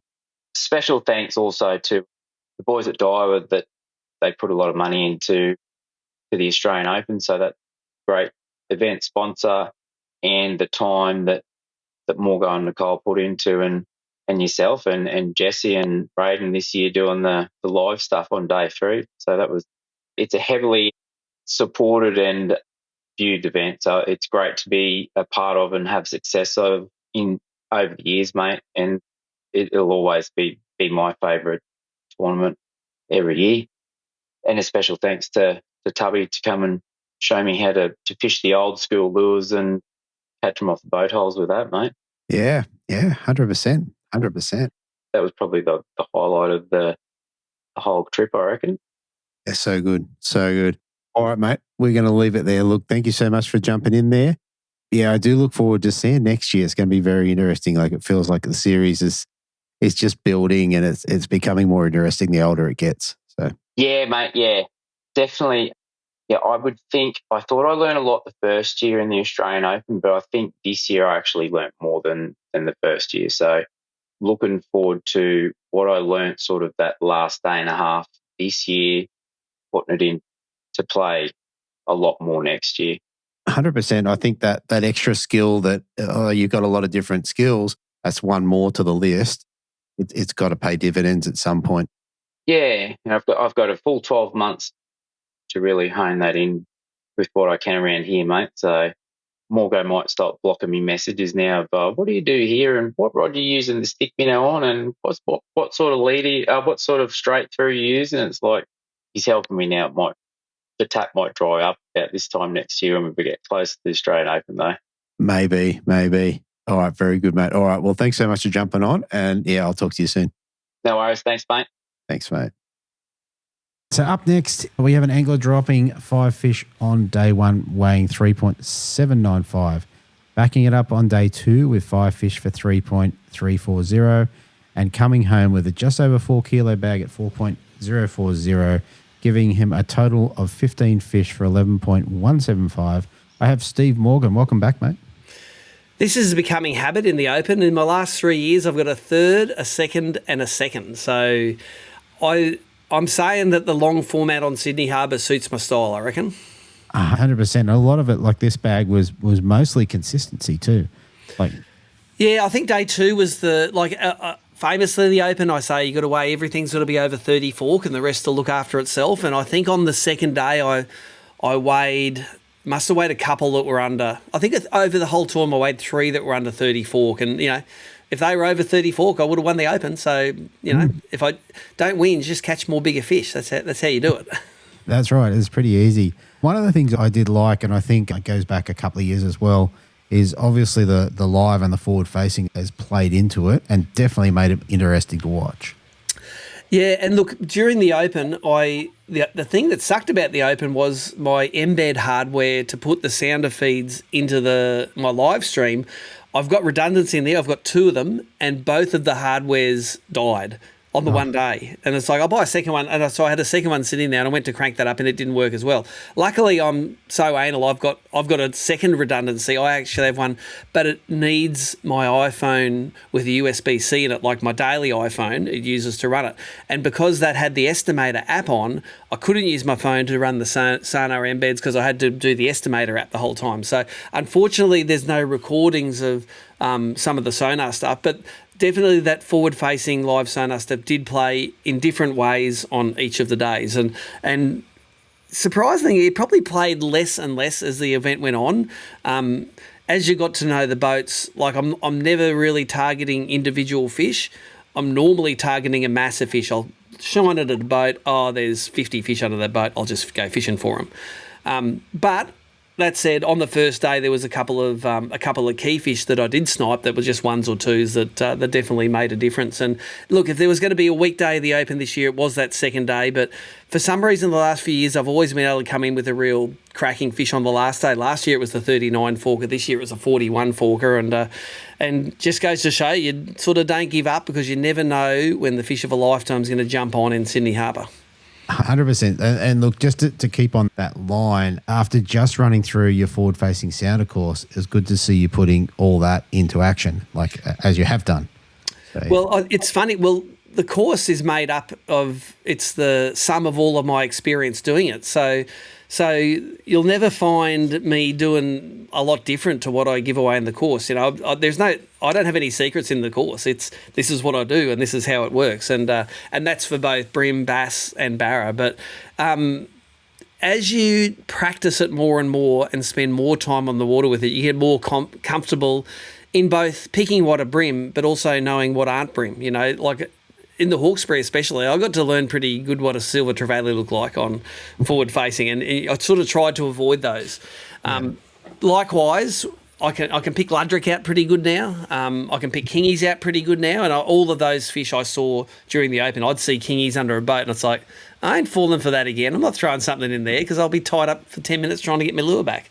Likewise, Ludrick, they pack really, really tight. They act like a flock of birds, not just a school of fish, whereas a school of bream, there are a lot of fish in the one area, but they're all doing their own thing. Whereas a school of Ludrick, they act like a school of Deweys, and when one moves, they all move, and they're all very coordinated. Bream are just spastics. Yeah, I mean, probably what I wanted to comment on is, like I said, watching the course and getting the ideas that you actually articulate and say this is what you got to be looking for, and then watching you do it, it just reinforces the whole thing. So it extends on that course itself. Interestingly, I've had a couple of guys say, oh, where's your Who Shares Wins? The course should be free. I said, well, it is free. All you got to do is watch like 700 hours of live streams and it's all in there. Yeah, you can watch the whole evolution of it. But if you want it all distilled down into 5 hours, then I can do that for you as well. Well, that's it. And to be fair, like every other content creator that's done that and created courses, most of it's available. That's right, yeah. But if you're time poor and haven't got the 1,000 hours to watch it, then... do the easy way, and I'll give you a step by step. So interestingly, that was the Harbour. I think it played less and less as it went on. As usual, I did about a half a day of pre-fishing in the Harbour. So with the fact that we set up for the event at about 3 p.m, putting up the tents, getting all the infrastructure ready. And luckily at Drummoyne Sailing Club, we can leave the infrastructure there. Like we tie the tents down pretty tight. We can leave them there for all 3 days, and we don't have to pack them up at the end of each day. But I would have put in at dawn at the Roseville boat ramp in Middle Harbour. I did quite a lot of looking and not a lot of fishing. And as always, I intended to get the other side of the Harbour Bridge, but I never did on the practice day. And I don't think the fishing was that easy on practice day. I reckon I caught some fish, but I didn't. There was a lot of spots I didn't go to because they'd done well consistently over years. So I thought, no use catching something out there on the practice day. But I did a lot of looking at what they liked. Like there was times where the crankbait fish on boats were really good, and they're the ones that it would eat. And there were other times where the stick minnow fish down the bottom underneath the boats where they'd eat. And as usual, on the top of the tide, as soon as the oysters go under the water, I tend to always have an eye out for somewhere where I can throw the aqua in the shallow water. And every day that aqua played for me. On the last day, maybe not, but definitely on day 1, 2, and on practice, there was some proper fish revealing himself on the aqua. And as always, you get to see all of those fish eat it, and it's an awesome fishing experience, which is why I try to do it. If you really would like, I'm going to win the Open, you probably would never fish an aqua. You'd probably just do the numbers on the boats and burn through the fish. But with the chance of catching a big one up shallow, you've got to give it a go. 100%. And sorry, with the oysters getting under the water, is that kind of just your rule throughout any system if you want to fish aquas? Yeah, I just think that when the tide's rising, when the oysters get under, that gives them something to look amongst. If it's on the start of the run-in tide and it just goes from mud to slightly less muddy rocks, there's probably not too much in there. But once it gets into the oysters, there's all cryptic structure and the crabs are in there. And when they can even get up past that onto parts of the bank, my theory is if you have a real big high tide, there's only like 3 hours a day for 3 or 4 days in that fortnight that they can get up there and eat and forage. So they'll take advantage of that no matter what time that high tide is. So if you're going to summarise what I like doing, it's fish in sunshine, fish docks, low tide fish docks. If it's overcast and high tide especially, that's my ideal situation to fish for aquas. Or if the water was warmer, I'd fish top water up in the areas. I've won one Open before in May when the water was nearly 20 degrees, throwing bent minnows in the same sort of country up into the oystery stuff. So that's how my practice played out. I don't think I caught anything memorable on practice, but I definitely ruled out some areas. I ruled out all the washes. I went and fished some of the washes that are normally pretty consistent. They were no good. But I did go and have a good look through Rose Bay, and there's a few pretty consistent boats there. I didn't even throw it. I just had a look at them. Yep, they're under there, they're under there, they're under there. I'll find out the size of them in the tournament. Because 3 days is too much 4 days is too much to ask one boat to yield for. Fair enough. Let's roll into the first day of comps. Who did you have for an observer? Who was looking out for you? Who did I have on day one? Question.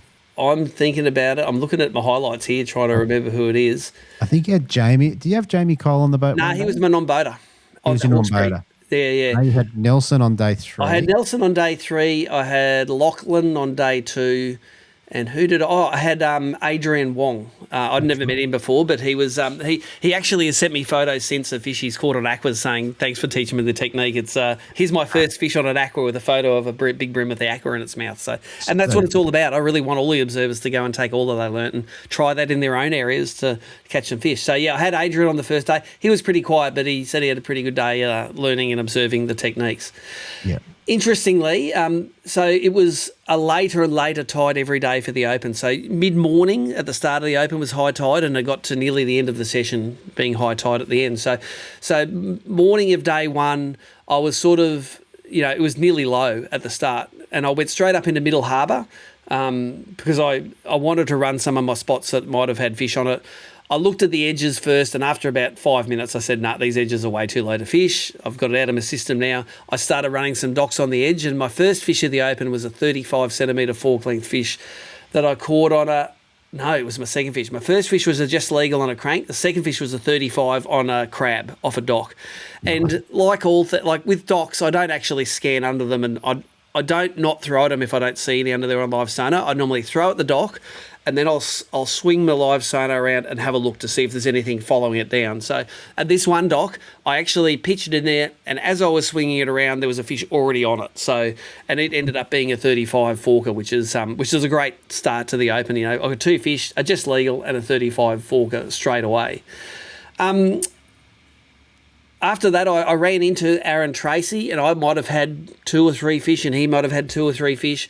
And I saw that as a sign to move and fish some of the other historical spots that I have up there. There's a couple of little short banks that always hold fish. But again, because it was low, I'd be fishing the bank, but I'd also be I'll also just be looking wider just to see if there are any pods of fish wider. So I think the third fish that I caught was another decent one, like a 33 or a 34, and I sniped that in maybe 20 foot of water. There was probably 3 or 4 fish out deep, and I'll always throw a speculator at them, and I got that cast right, and I could see it just sinking down and down. I go, this is going to land right on top of these fish. Would have been cool if I had a sonar embed, but as it got low, they all just 3 of them all just balled on it, and I just started winding, and there was another low to mid 30s fish on. So 3 fish into the Open, I've already got 2 over 30, and it was happy days. Yeah. 100%. I filled out my limit on that bank that I was going down again in Middle Harbour. The middle reaches of Middle Harbour is just a bank with docks and boats and scattered good rock on it. I filled out my limit there on aquas as the tide was rising. Any time you'd get like a man-made boat ramp or a ramp coming down where they put the kayaks in and they had that nice shady underhang, literally every one of those I threw an aqua at, a bream would come out and eat it. Mightn't have been a giant, but it would fill up the limit.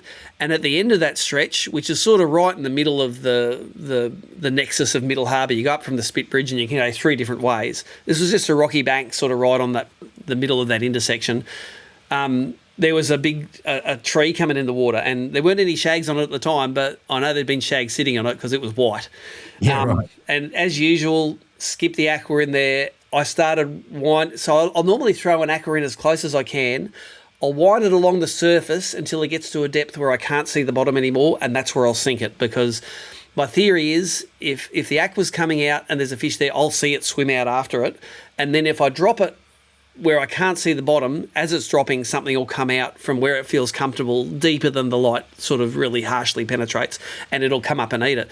So I threw this to the edge, and I was about 4 winds in, and this brute just came out from the edge, just bow waving like a trevally, and I go, ooh, and that was the best aqua I had the whole time in Sydney. I just stopped it, it goes chonk, hit it, about 6 winds of the handle, and it's into the boat and netted it and got it in, and that was another, like a 33 centimetre fish. So come halfway through the first session on the aqua, I already had 4 fish that were over 30, and I don't think any of them were under about 32 or 33 centimetres. So, and with half a session to go, it's like, rightio, it's time to see what is in the rest of the system. On the way out, I did snipe 1 fish off a navigation marker. There's a couple of random nav marks that I've fished in all of the Opens. I did snipe another fish that might have been 29 centimetres, like a near 30 centimetre one, and I would have got that on a crab as well.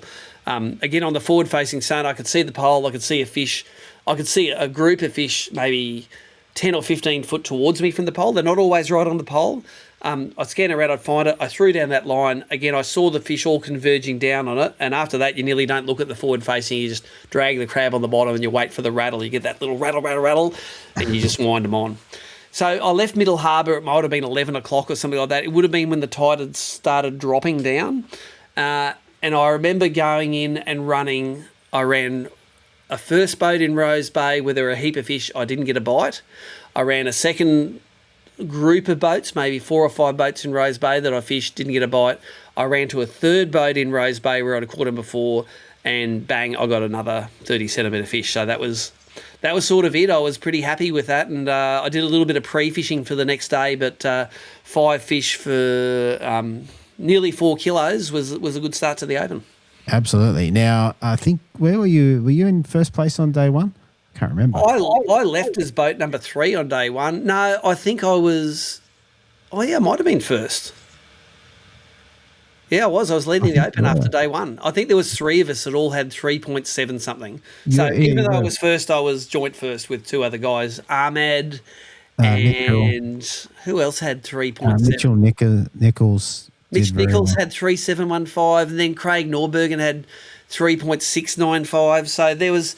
I looked at the scoreboard, and at the end of the first day, there was bugger all between first and 10th, really. Everyone sort of had that good mid 3 kilos day, but no one had a 4 kilo day on day one. Fair enough. Day 2, mate. What's your plan? What have you cut out? Well, first thing I'm doing is you're taking a photo of your key tag number 1, because you don't always have those, so you take a photo of that. So day 2, and I'm just sweeping to my... Okay, so day 2, I went into Middle Harbour again at the start. And again, it was a low tide. It was lower than the first day, and it was sunny. And it was pretty calm. It wasn't real windy.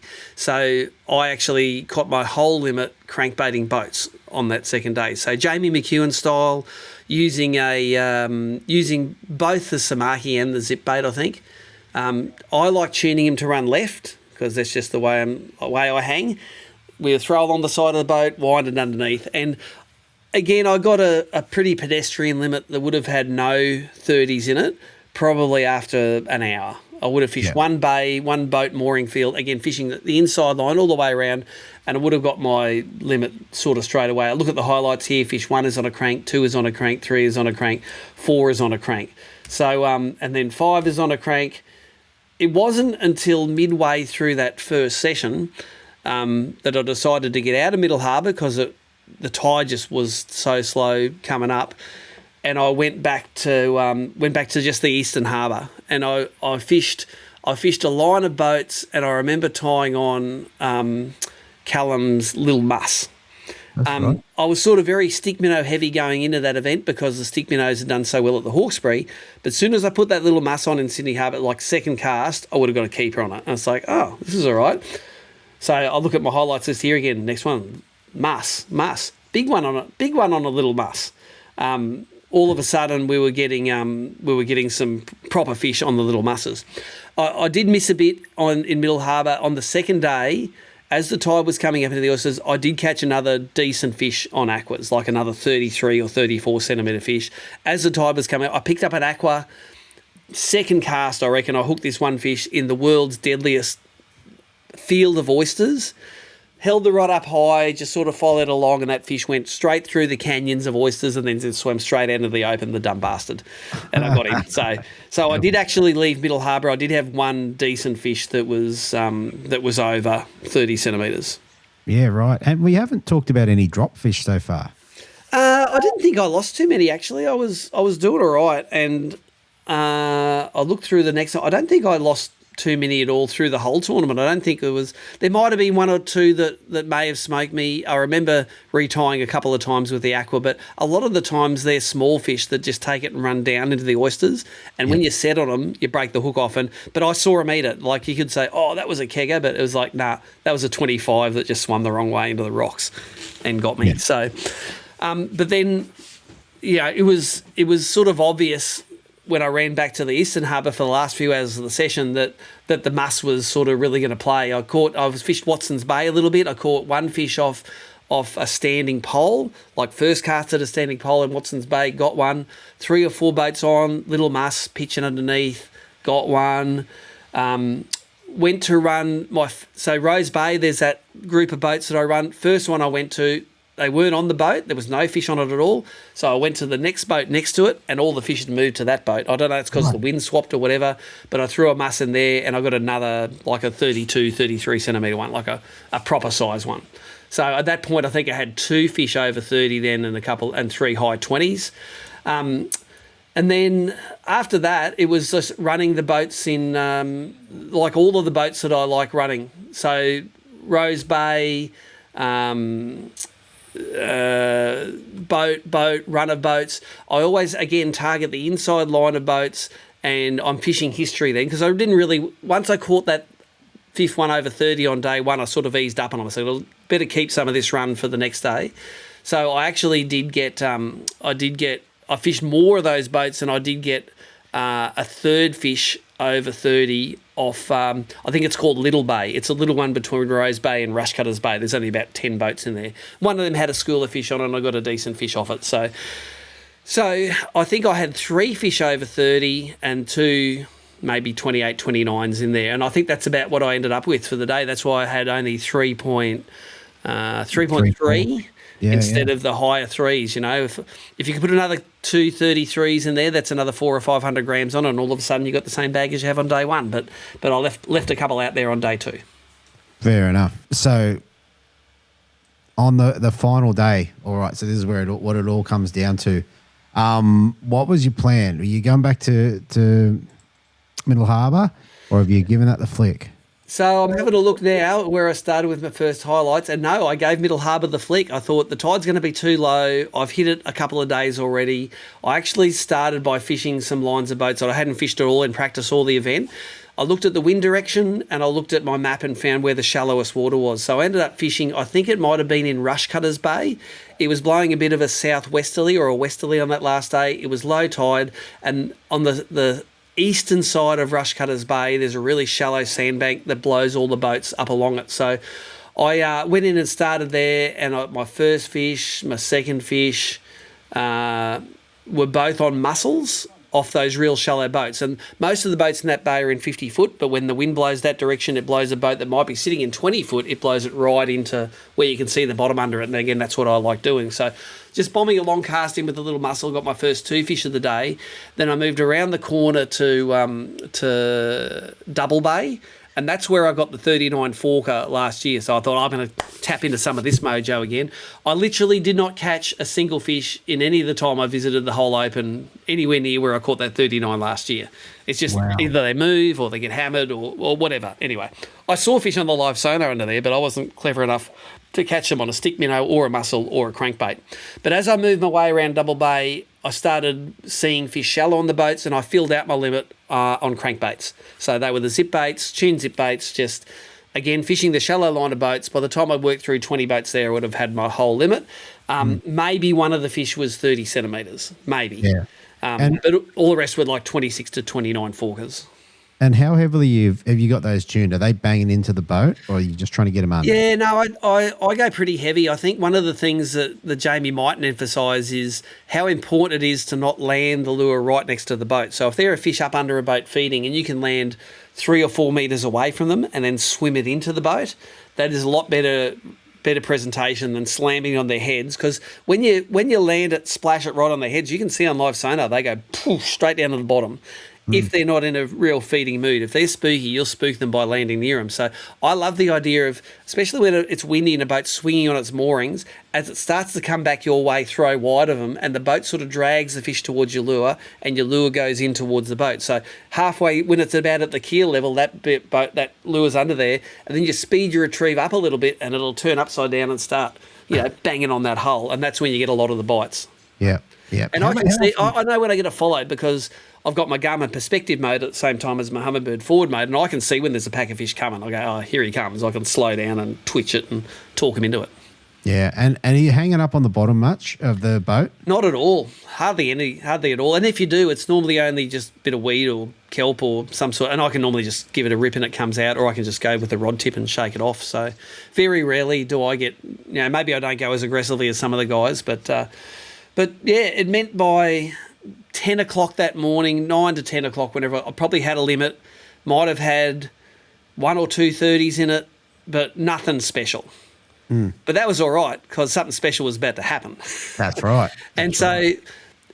Last day of the Open, I don't mind fishing spots that I've never even fished before in my life. So I'm sitting there, I'm looking at the arena map. I say, look, I like Rose Bay. There are big fish in here. Where haven't I fished in this joint? And I opened up the arena map, and on the arena map we have all the marinas that you're not allowed to fish, all marked in orange polygons that are on there. And I looked between these two marinas, and you could drive between these two marinas, and behind them there was a whole lot of private docks that were there that were 100% you're allowed to fish them. But as you drove past, you probably wouldn't see them because it'd be occluded by all the marinas.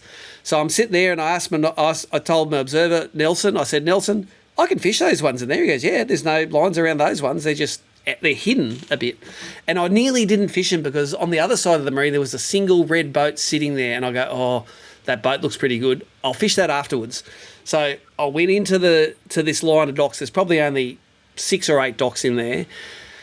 Pitched the mussel at a few, and it was just a nondescript, big long dock that came out. I pitched it at the pole at the end, and it stopped, and I sort of thought it was kelp, and then I felt the head shake, and I saw it plate to the side. I saw this flash of it, and I go, oh, God, that is a giant.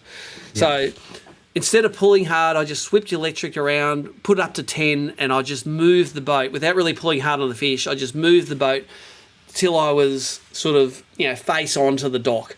And this big bream was just sitting in the shade of it, and it was just tail beating along, and it was doing this 20-metre length of this dock. And then as I started putting in a bit of pressure on it, it was sort of accelerating and swimming. There was one pole at the far end of the dock, and I didn't know how far he was in, but I did know he was in the shade because whenever you sort of try to pull him out of the shade, he'd sort of lunge back in there. It got to the pole at the other end, and it just turned around and came the other way. And it's like, oh, that's good. So he came all the way back the other way to the end, and it seemed like 15 minutes I was fighting it for, but it might have been 2 minutes. Yeah. I put the power poles down. He sort of dogged it out under the dock for a while, and then he came out onto the sand, and it's like, oh my, look at that thing. And then he'd had enough by then. A couple of minutes, he got up, I netted him, and that happened to be a 41 forker that had the biggest head of anything I'd ever seen. It was probably my longest yellowfin I've ever caught. I've caught 40s in the Open before, and I've caught 39s, and I've probably caught fatter yellowfin that might have weighed more.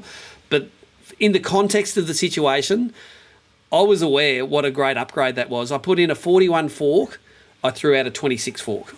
Wow. So massive upgrade. I must admit, when you hit that fish, I was like, oh, you're going to be hard to beat. Well, that wasn't the only one, though. I got that. I literally threw out a 300 and something gram fish. I knew that was going out, and it got replaced with a 1.56. So that was a 1.2 kilo upgrade. So I've gone from like 2.2 to 3.7 straight away. Yep. And so I took a bit of time, retied, about 15 high fives with Nelson. I said, okay, well, let's tie it on again. So I tied the muss on again. I went to the very next, it was like a sister pair of docks. I went to the next one. I pitched at the end pole, didn't get anything. I threw a cast a little bit further in, and it goes clunk again. And it's like, oh, what's happening here? That's another good fish. And it wasn't as big as the first one, but it was a lot tighter, where it was probably only a boat length in between the two docks. So I drove in sort of right on top of it nearly, and it was fighting around the boat. Again, didn't want to come out of the shade, but when it came out and got into the net, that was a 32 forker. So there went a 400 grammer, and in went a 700 grammer. So there was another sort of 300 grams of upgrade there. So on the estimated scoreboard, it was up to 4 kilos then, basically. Yeah. And that was sort of it. I did catch some good fish the rest of the day, caught a couple on aquas. I caught a few more on mussels. I fished a lot of stuff that either was new or I hadn't fished for years. There was probably only one opportunity I had to win the Open and I didn't lose the fish, they just didn't bite. I fished aqua along a bit of bank. I'd never fished aquas before, but it had great overhanging trees and it was over the oysters. And I skipped at aqua into this spot and 2 big ones came out. When I say big, probably a kilo each. They both looked at it, they both balled around it, and then they both swam off, and not one of them ate it. And I go, oh, retrospectively, if one of those ate it, might have made it a lot more interesting. But I think on that last day, I think I came in with maybe one fish was still a 29 in the bag, but 30 to 32s, and that one big kicker gave me just over 4 kilos. So it was good. On the way back in, Nelson told me, he said, oh, Craig's just put in like a 1.5. And he goes, and on the estimator, you're nearly the same. I said, well, that's going to make an interesting weigh-in. And to be honest, having a newbie come in and win the Open was just as good a result as me winning the Open. I really didn't have the feeling that I was going to win it. I knew I was going to be up there, and I was definitely going to beat Jamie Mckeown, which was one of the most important things. But yeah, it was going to come down to the scales whether I was going to win it or whether a newbie was going to win it. 100%. A couple of things, mate. I don't recall you throwing a hybrid shrimp over the last couple of weeks. Yeah, to be honest, I had it on the deck the whole time, and I threw it a little bit, but it's just that whether they're not feeding on prawns right now, whether it wasn't the right situation. Like, it's been a great lure for me for the last 18 months, but in that situation, it wasn't getting eaten as well as a stick minnow or a muss. So, I'll throw what's getting eaten the best. But that said, I've been catching some great bass on it. It's okay. We're fine. And during the time we were down there, they released the next one, like the 70 mil one, which to me looks like a fantastic upgrading lure. So I guarantee you, at some stage in the next and in the rest of this year, those lures will play. It's just that the fish were telling me in the Open that's not what they wanted, so that's what I wasn't throwing it. Yeah, I mean, it's interesting how it plays out. I think it was Tim Vickers last year that was maybe throwing the hybrid shrimp into, I think that's what he was using. Deep into docks he was throwing it. Yeah, he was suicide casting him and getting the fish. Yeah, and look, great lure because they got 2 trebles on them, and when you suicide cast it and a big fish eats it, if it gets 1 treble each side of its mouth, you can just winch those things straight out. So, would I rather catch a fish on an aqua under a dock or on a hybrid shrimp? 100% a hybrid shrimp, because whenever you hook a fish on an aqua, it'll go either left or right and usually into structure. Same as when you're fishing racks with them. Like, it's not the best rack fishing lure. You want something with 2 trebles where they're focusing on the lure in their face and not on getting hydroplaned to the side into the rack. Yeah, fair enough. All right, and one more thing. With obviously Craig being new to the Open, what would you say to people that are considering the Open for next year? Because I do talk to a lot of people, and they're often saying, yeah, I'm thinking about it. You've just got to do it. Like, one of the real success stories I thought at the Open this year was Brendan Parry. Brendan used to come as an observer. He used to give us some great footage as an observer. And also guys like Ben Breckenridge, like we've had a lot of people who are observers. I think Ahmed was an observer as well back in the day. Yeah. They come back and fish the Open and they do really well. Brendan, I think, was in one of the smallest boats in the field. He was sitting like 5th or 6th coming into the final day. He weighed 3 kilos on day 1. He weighed 4 kilos on day 2, including 2 proper ones. Yeah. And he was only 2 big bites on the final day from giving that thing a real scare. So I think that's the story. Craig coming in and winning at his first go, guys like Brendan coming through the ranks and having 2 out of 3 good days and just missing that consistency of the 3rd day. It just proves that anyone can do it. Don't be scared of the names that are fishing it. Be confident in your ability to catch fish, and then make sure you don't lose them when the big one jumps on, and you can be up there in the money. It pays really good, the Open. It's 100% payback. It's a $550 entry fee, which meant there was like $16,000 in the prize pool. So... for second place, it's worth $3,000. It's like winning a normal event. What did I get for second place in the grand finals last year? Kicking the nuts. So Open's great because it rewards. It's a cash heavy event that rewards the 1 in 5 anglers that we pay out. So for every 5 anglers we get fishing, we pay 1 check down. So with over 30 boats, there was 6th place got $1,000. So. Yeah. Payouts are good, and I look at the results there, and Brendan only missed that. What did he get? 9.63. It was 600 grams away from a paycheck. Which is a 25 out and a kegger in. So he's 1 bite away from getting a paycheck, and that's the story of the Open, isn't it? Every year there are new guys come through, and guys give it a crack, and big names fall over, and little names get up there, and It's awesome, man. And thanks you as well for your helping out with the coverage there. Nicole puts together a great live show. The observers take such good footage on the water. Like, I looked at Nelson's stuff of mine on day 3. It's better than stuff that came out of my live stream because he's running the camera the whole time. Never have I seen an observer as excited as Nelson. That's so good. He's so pretty good. excited. Well, that's funny. I was going to say you had, I think you said Adrian Wong on day 1. Who was day 2? Day 2, Lachlan, I can't remember his last name, but he said his job was he services service stations and he jumps in the AdBlue tanks with his waders on. So, you know, I'm sure sitting on a boat watching bream fishing is a lot better than what he does for work. So he really enjoyed the day, and I had 3 great observers. They make for great days on the water, and hopefully all 3 of those guys will have a crack at it one year. 100%. And interestingly, 2 of your observers, mate, members of the collective. How good's that? There you go. Very good. All right. I think you said, what did you get to take home, mate? $3,000, and there's no Mercury bonuses in the Open, but I've got a desire now to be the 4th dude that wins it because I've come second the last 2 years. Honestly, I don't think my luck will last another year. I've got to have a shit day one day soon, but my last day, I'm sort of learning to fish the harbour, to ignore the little fish. There weren't a lot of boats fishing east, right? I saw Aaron Tracy. I might have seen Tim Vickers once. I didn't see a lot of boats in the area I fish, so I don't mind it being hard because if you can catch 1.6 kilo fish in an area, I'd rather catch 10 a day and have the chance of those big ones than catch 50 a day up the Power River and they come in at 3 kilos. You're not going to win the Open on 27s. That's right. That's the mentality of just, don't care if I haven't got 5 by 10 o'clock. Doesn't matter. I'll catch them late. Lunchtime keggers will save me. It's a real thing. Yeah. All right. And last thing, mate, who do you want to give a shout out to? I reckon the observers. Well, apart from Daiwa, I've always kicked in to make this Open pretty special, but we had nearly full fields of observers.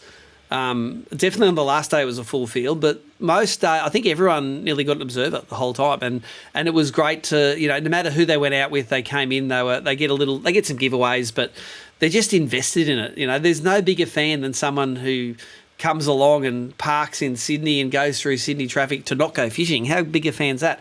And I think if anglers, if you're listening to this, never underestimate how keen these observers are and how much they look up to you guys as anglers. You know, sometimes I see anglers go, oh, I don't want an observer today. It's like, slap.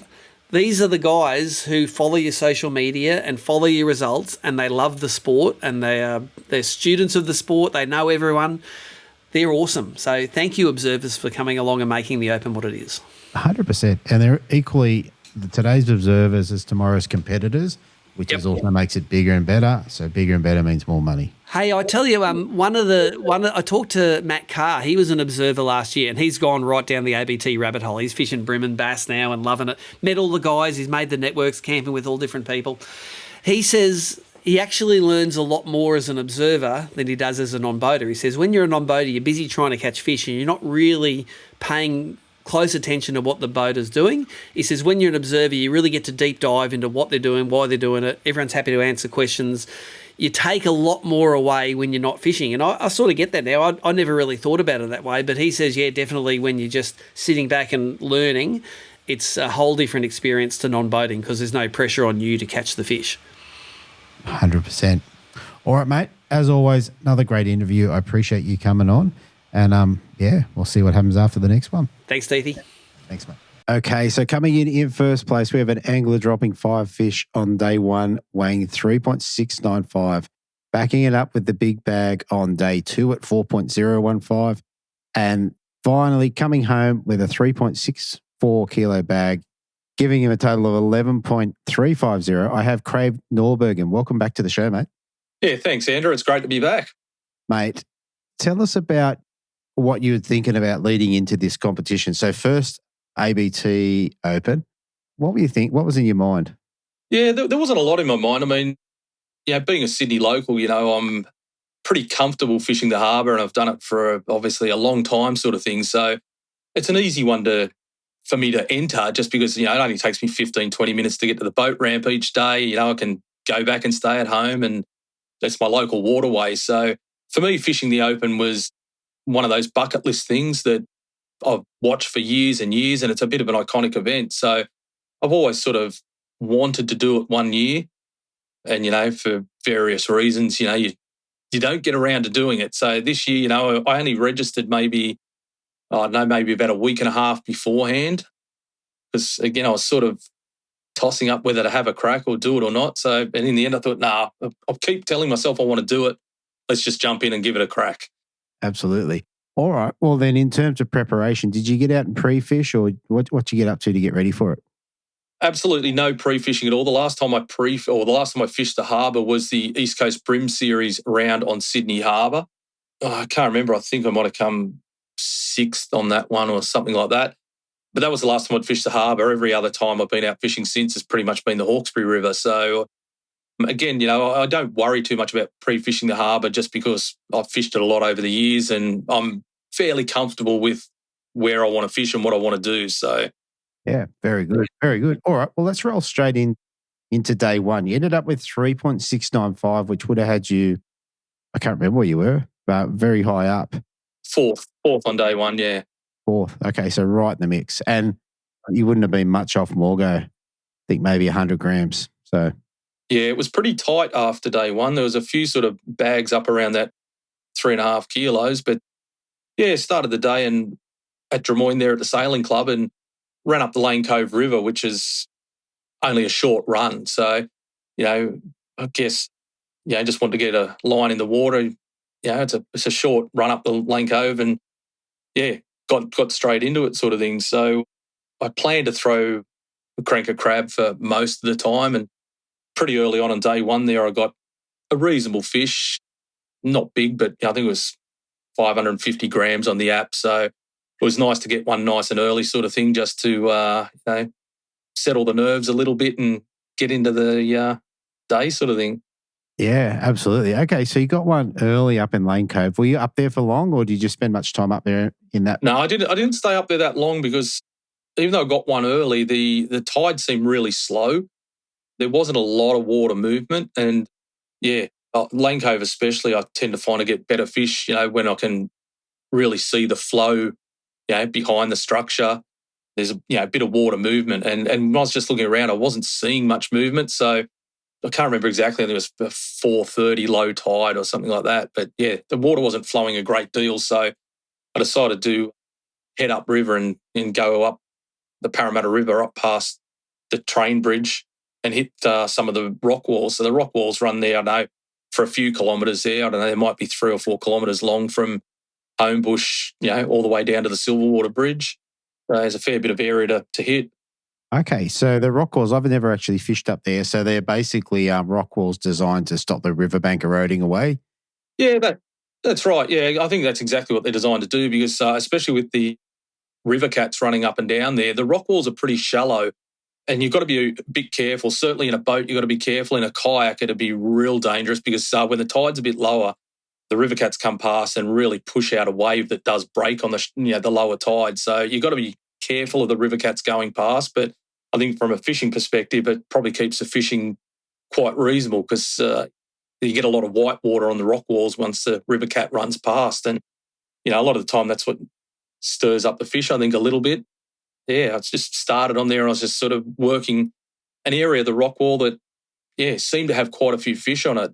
Early on there in the morning, the salmon were rounding up bait fish along the rock wall, and there seemed to be quite a mix of bream in amongst them as well. Okay, and same deal. You're throwing it. What's it look like? You're throwing crabs in tight and trying to bring them down through the sort of turbulent water. Is that the idea? Yeah, absolutely. I started out with just the standard crab on 8-pound leader and throwing it fairly high up on the rock wall, and then just hopping it down. Now, as I say, it's not real deep up there. Most of those rock walls are only in probably 6 to 8 feet of water. But I pulled up and I got a reasonably good fish. I can't remember the exact size, but low 30 fork length fish. One of the really early on. It was only a cast or two later, I got another one, and it was a couple of centimetres bigger. And I'm thinking, hey, this is going well. So that gave me my 3 fish, and it was still reasonably early. And then I got hooked another one, which is a really good fish, and it doesn't happen very often on the rock walls, because they're not they don't go a long way into the river, but it ended up smoking me on the rock wall and busting me off. So it was a bit disappointing, but not much I could do. So I kept moving way along the rock walls and picking up sort of regular fish. And I think I had my bag by, I don't know, about 9:30. Yeah, okay. And you said so that when the ferries come through, is that a time where you go, okay, we're probably going to get one here? I think it increases the chances for sure. Yeah. If there's a ferry coming, a lot of the time I'll sort of hold my cast back and wait for the weight to hit the wall and then cast straight into the weight as it's hitting the wall, because I think that does stir them up, and quite often, yeah, you will get a bite when the wash is still sort of foaming around the edges. Yeah, okay. I mean, that'd be good bites, because a fish should be seeing that stuff and they'd be going, I have to get it or it's going to swim away. Yeah, that's For right. sure. I think they're probably used to the waves from the ferries dislodging food and that sort of stuff. And, it's a real reaction sort of bite. They're not just sort of nipping at it, they're hammering it. Yeah, very cool. All right. And look, I did watch Morgo's interview with you. Tell us about the rod that you're using, the rod and reel combo. Yeah, so I've got three pretty much similar rods. The Daiwa 782 LFS, which is known as the crab rod, the slightly longer one. So I've got three of them. The one I was mostly using during the Open has a 3,000 size Daiwa Revelry, which 3,000, I tell a lot of probably brimfish sounds pretty big, but they're that light and compact these days. I just like the little bit bigger spool sort of thing. I think you probably get less wind knots and that sort of thing. So the other two I've got rigged up, I've got 2,500 size Chaldeas on them, but I just rig up a couple of different colour crabs on those rods and, just alternate between them. But, that's what I'm mainly using. Yeah, very good. Very good. I think were you at 4 or 5 fish up there? Like, had you bagged out?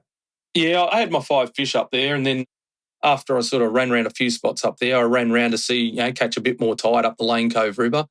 So headed up there. From memory, I didn't really get too many upgrades on day one up there. I think I got a few more fish that were sort of similar sizes, but nothing really of any great upgrade sort of size. So most of the fish on day one were down that end of the river. I did, on the way back, I went up Lane Cove, then I went back to try the rock walls again at a different stage of the tide, because it was coming up towards the top of the tide. And I was running down the river before you get to the Putney Punt, and it was funny, my alarm actually went off on my motor. There was a lot of rubbish in the water on day one because there'd been a bit of rain the night before, and I slowed down and had a bit of, plastic or something around the water intake. So as I slowed down and lifted the motor up, it cleared itself. I didn't realise, but I was running down the right-hand side of the river, and then I went to restart the motor and it wouldn't start. And I thought, what have I done here? I'm thinking, what's happened? Anyway, I thought, I'm sort of near one of the bays there. There was a whole heap of moored boats. So I thought, I'll just leave it for now and have a think about, I don't know what's going on here, why it wouldn't start. So jumped up and went and fished a couple of the boat holes and got a couple of hits, but didn't hook up, and went along some pontoons. And again, on one of the pontoons, I hooked a really good fish, ended up being, I think, about 700 grams. So that was pretty lucky. That was a bit of an upgrade. And I went to start the motor, turned the key, same thing. It was turning over, wouldn't start. And then I realised, because, it's certainly an ABT events and you should always do it, but, you don't a lot of the time. But I was wearing my kill switch. The kill switch was still attached, but it had moved the switch just the smallest amount to trip the kill switch. So, as I say, I didn't think of it initially because, it hadn't pulled the cord out of the kill switch. It had just moved the switch enough. So, anyway, I was pretty happy when I realised that. Flicked the kill switch back into position and started up again, and I kept going. So, for a moment there, I thought my Open might be over, but luckily I got it sorted. Well, there you go. There you go. Well, it helped you, get to another upgrade. So that was pretty good. It did. It did get me an upgrade, yeah. So I was fortunate. Yeah. And was that about the end of your day then? Like you did a couple of laps? Yeah, I did a couple of laps. And, as I say, I had some reasonable sized fish in there sort of thing. And I was pretty happy, I mean, I knew it was be about 3.5 kilos. But one of those things with the quality of anglers in there, you just don't know what everyone else has got. Somebody's likely to come back with 4.5 or 4.8, and blow you away. But it was, like I say, after day one, it was pretty even with quite a few guys up there. Yeah. All right. Before we move off day one, I think once again in watching Morgo's video, you said that you look for current and look for eddies and that sort of stuff. Can you kind of explain that to us? Yeah, well, look, as I say, when I went up to Lane Cove and there wasn't much flow, I mean, that's why I left it pretty early sort of thing, looking for that flow. And as I say, when I got to the rock walls and there was really good flow, the tide was a bit higher on the rock walls than I thought. As I say, about a 4:30 low tide. So by the time I got there, certainly a few hours into the incoming tide, and there was really good flow. And that's why I stuck down that end of the river, because the current was flowing along there quite nicely. So I guess it's that old saying, no run, no fun. And yeah, I really feel that if you can find the good current, then you're more likely to find active fish. Yeah, very cool. All right. Well, look, you're right up in the mix on day one. You obviously got a good bag on day two. Tell us how day two started. Did you duck straight back up the Lane Cove? No, I decided, because most of my better fish had come off the rock walls, I decided to go up the Parramatta River end and start on the rock walls. So I got up there, started where I was getting the fish the day before, but the tide was noticeably lower.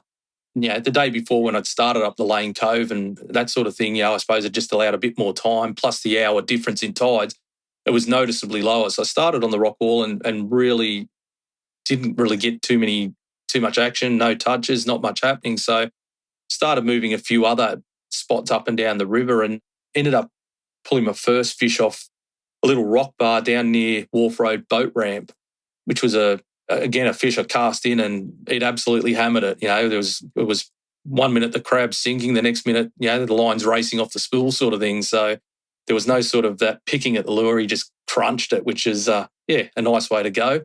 But that fish, from memory was 850 grams. It was a really good first up fish to start the day.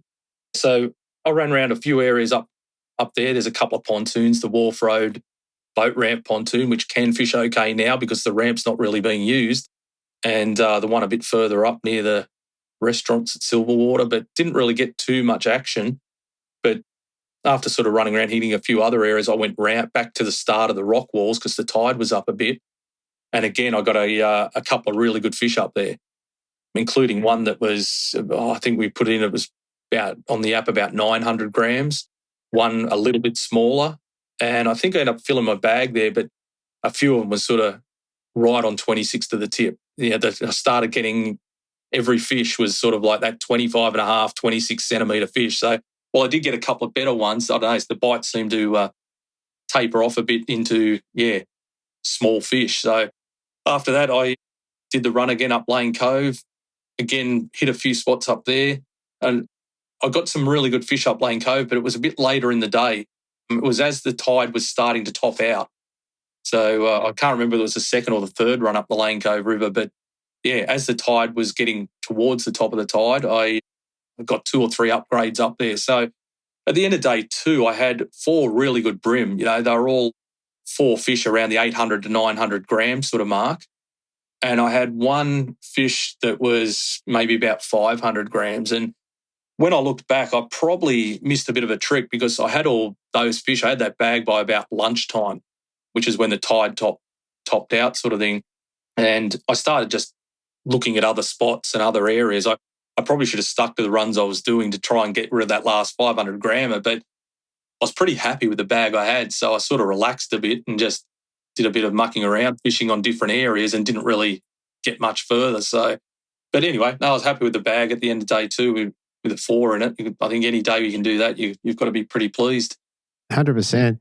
And so the plan is basically you've got your milk run of spots and you're just kind of running backwards and forwards and just hitting those key areas. Yeah, spot on. Yeah, and that's why at the end of day two, when I had 4 kilos, I thought I'll rest those areas a little bit rather than just smashing them. I thought I'll give them a rest so that hopefully there might be a little more chance of a bit of action on day 3. But they did seem to hold up fairly well for the 3 days. I'm not hitting exactly the same spots, but you might be 50 metres either side and similar areas. So I think the spots seem to replenish okay.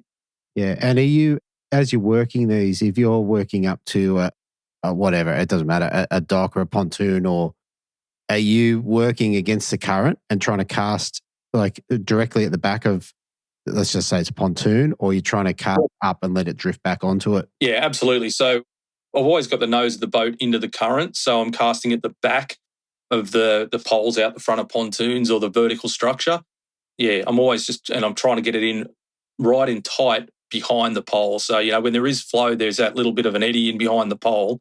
I'm trying to get it right in there. So basically the crab is sinking hopefully right down the back of the pole and landing at the base of the pole. So if it doesn't get hit on the way down, it's sitting at the base, and then I'll just give it a little bit of a hop, a little bit of a shake, just try and get that little bit of movement. So most of the better fish I find come pretty close to the base of the pole.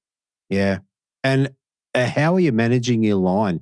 Like, are you free spooling to try and let it drop free and try to keep it straight, like kind of like Morgo does? Yeah, free spooling until I know it's on the bottom. And when I'm free spooling, I'm trying to leave probably the minimal amount of slack in the line I can to make sure that it's falling straight down.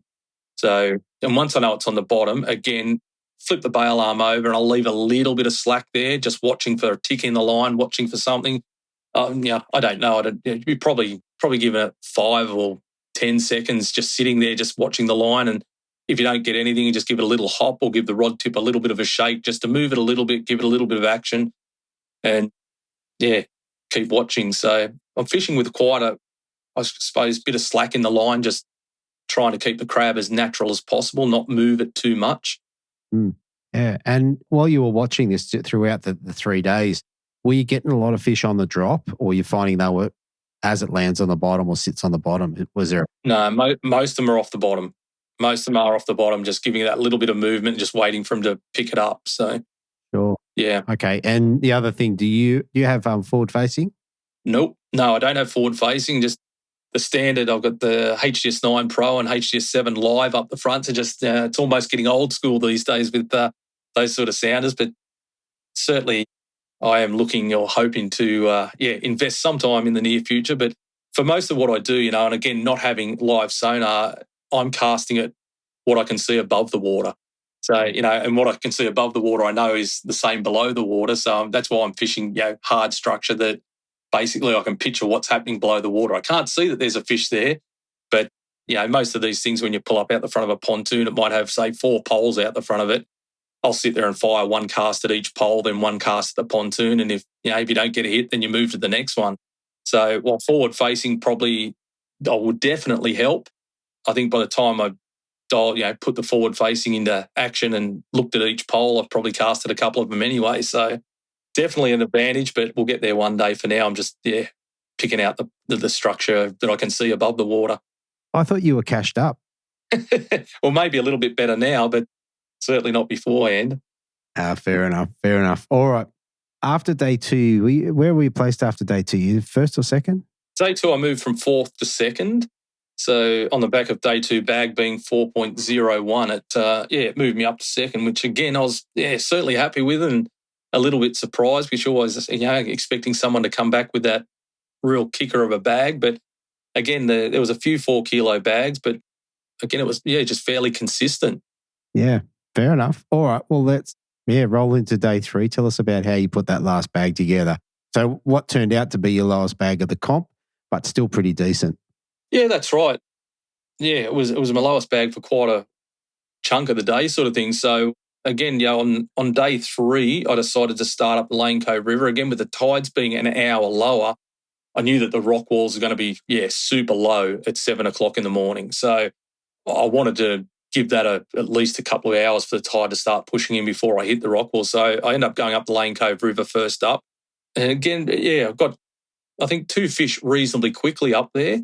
Obviously pretty happy with that. Again, just to start getting a few and getting that little bit of consistency. And I think from memory, both fish were around 600 grams, something about there. So reasonable bag fish, not tiddlers, but certainly enough to sort of start putting something together. So after I got those couple of fish, mate, I did the milk run back up the Parramatta River, hitting the rock walls. Again, the tide was a little bit low. I ended up getting my bag up there. I think I did the little 9 o'clock interview and I had 4 fish. And, it was 4 fish for maybe not huge, about 2 kilos. Ended up getting my 5th fish not too long after that. And then getting a first upgrade of about 600 grams. Not a 600 gram upgrade, another 600 gram fish. So I think, had about, for most of the day, really, I was still catching fish, but sitting about 2.5 kilos for most of the day and running backwards and forwards and getting small fish or getting similar fish that I already had. And about 11:30, I went up Lane Cove River and hooked a really good fish.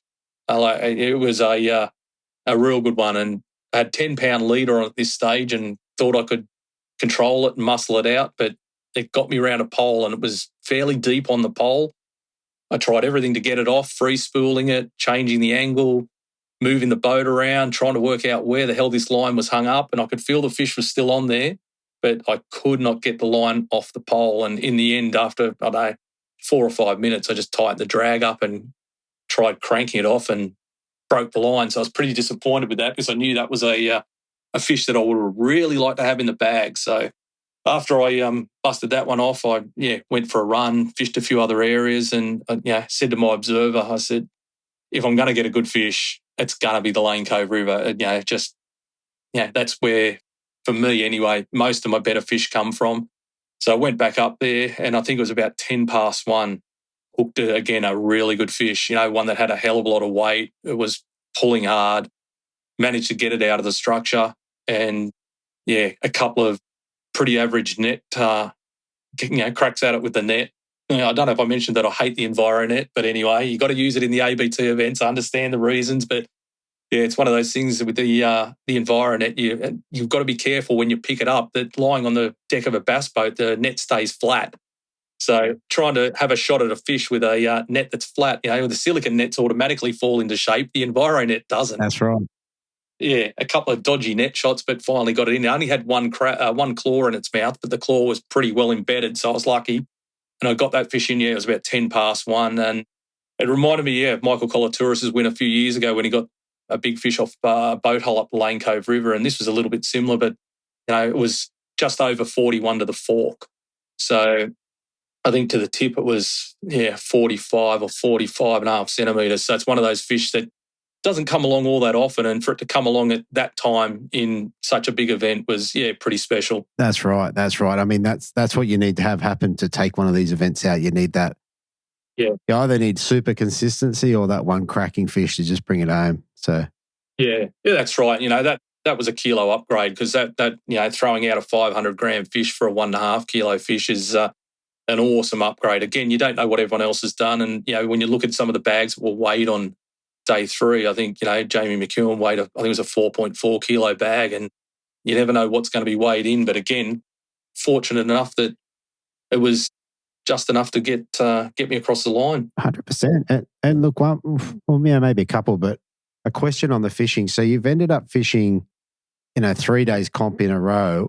How was that experience, and did you learn anything from doing that? Yeah, look, it's certainly tough. Fishing usually for me is one day and then doing something else on the weekend. But 3 days in a row, getting up early and launching by yourself, standing up, 7-hour sessions, 21 hours over 3 days, standing up, casting repetitively, bouncing all around the river, driving from one spot to the other, burning a lot of fuel. It's tough on the mind and tough on the body sort of thing. So, certainly different on the mindset, when you fishing hard for so long across 3 days. And what about fish patterns? Like, was there anything you learnt from that in terms of where they might be or not be sort of thing? No, not really. I've never really cracked a pattern to say that there'll be fish in a certain area at a certain tide. But I do feel that hitting the spots where I've picked up big fish in the past at different stages of the tide, there's likely that you might get one if you hit it 2 or 3 different times through the day. If they're not there at, say, the start of the run-in, they might be there at the middle of the run. If they're not there at the middle of the run, they might be there at the end of the run-in or the start of the run-out. So that's all I was targeting, is finding fish that may be active at different stages of the tide. So fishing similar sort of areas and similar spots, but just hoping that fish are active at one of the different stages of the tide. Yeah. Okay. And with your crabs, did you basically fish the same crab, or would you have a mix of them? No, look, I stuck to, because it was working, I stuck to the olive UV crab. The only thing I was doing is upgrading the hooks for the, hoping for bigger fish. Sometimes I think the bigger hooks maybe have a little bit more action. Just, when you're hopping them down the rock wall or hopping them around the bottom of the poles, the larger claws, may stand out just a little bit more. And certainly when you get your bigger fish, and give you a little bit more security that they're not bending the hooks or crushing the hooks or that sort of thing. So I was upgrading the hooks for quite a lot of the time. On the last day, I think I run out of bigger hooks. I lost a couple to fish and I lost a couple to snags. So I was running out of big hooks. So on the end of day 3, the bigger fish did come on a standard crab with standard hooks because that's all I had left. But yeah, I was throwing the olive UV for the full 3 days, and every fish I weighed came on that lure. I only caught one other fish during the comp, and that was on a shallow jackal chubby, again on a rocky edge. I was just going upriver and looked across, and then I could see the waves sort of just washing across this edge. So I quickly just pulled in, I threw a crab at the front of it, didn't get a hit. I threw the jackal chubby across the top of it, just got another bag fish, probably 500 grams sort of thing. So that was about the only other fish I caught, but it wasn't in the bag at the end of the day. So every fish in the bag at the end of the day was on the crab. Very good. Very good. All right. Well, as we know, were able to bring it home by 175 grams, I think, enough to win it. What did you get to take home for it, mate? For that one, took home $6,000, which was, just amazing. The first place ABT badge, which is sitting here beside me, is pretty cool to get one of them, that's for sure. The trophy that you get to keep, the Australian Open first place trophy, which is obviously pretty special. And, of course, the Greg Lee Memorial Trophy, which in itself's really special. I mean, I do remember Greg from many years ago, mate. I think he had his boat, he was moored down there at, I think it was Hunters Hill, Gladesville area sort of thing, and I did bump into him a couple of times in the water. It was I think a 26-foot contender with a couple of big Yamahas on it in the end. And I know Greg did win it when it was a teams event, that sort of thing. And unfortunately, I know he passed away a couple of years or not too long after that, mate, quite suddenly, which was a real shame because he was very passionate with his fishing. So pretty special to get the Greg Lee Memorial Trophy and get your name on that one, that's for sure. Yeah. Yeah, fair enough. Fair enough. That's very good. All right, mate. Last thing before we shoot off, is there anyone you want to give a shout out to? Anyone you might want to say thank you to? Yeah, sure. I think firstly, you've got to give a shout out to all the other competitors, for jumping in and having a crack. I mean, all the competitors, what makes such a great and iconic event sort of thing. And, really, especially the guys that come from interstate, it's a massive commitment for the guys that are driving, maybe 800, 900, 1,000 kilometres, with towing their boats. They've got to get accommodation, food, all the expenses that go along with that. So a big shout out to all the other competitors, for making it the great event that it is and fishing it certainly against some of the best anglers from around the country. I think a shout out also to the observers. There's quite a lot of observers that come out for the whole 3 days. Some might only do a day, but, a shout out to them. And, I had a couple of great observers over the couple of days of the Open. And I guess a shout out to Jeff Alford, whose daughter had just given birth to his second grandson, and he was pretty stoked about that. So it was good to see how happy he was, mate, with that announcement. A couple of others, I guess, adamantfishing.com, always so reliable with his service and deliveries. I ordered a couple of days before the event, a bunch of crabs and hooks and that sort of stuff. But, when you order them only a couple of days before, that they're going to turn up on time, and they did. They were there, I think, 7 o'clock in the morning the day before the comp. So delivery is always as reliable as ever sort of thing. So Adam's got a great website there. The stuff, if it's in stock or not. And generally when it's in stock, you're going to get it on your doorstep within a day or two. So always fantastic service, and that from adamantfishing.com. I guess also, Daiwa for sponsoring the event. Most of my gear's Daiwa, all my reels are Daiwa. Half my rods are, most of them are, but a couple of Miller rods in there as well. But yeah, thank you to Daiwa for sponsoring the event. They put on a dinner at the briefing and that, which was pretty good as well. I guess the whole ABT crew for the way they run their comps, they really do set the benchmark for the standard, and the way the comps are run is a really fine-tuned machine sort of thing, and everything falls into place and everything seems to happen so seamlessly. But behind it, happening so seamlessly is people who put a lot of time and effort and dedication into getting it running. And I guess with that, Nicole, the tournament director, does a fantastic job with everything she does. And I can only imagine the juggling she's doing behind the scenes with the app, and all the fish weights coming in and making sure everything's happening as it should.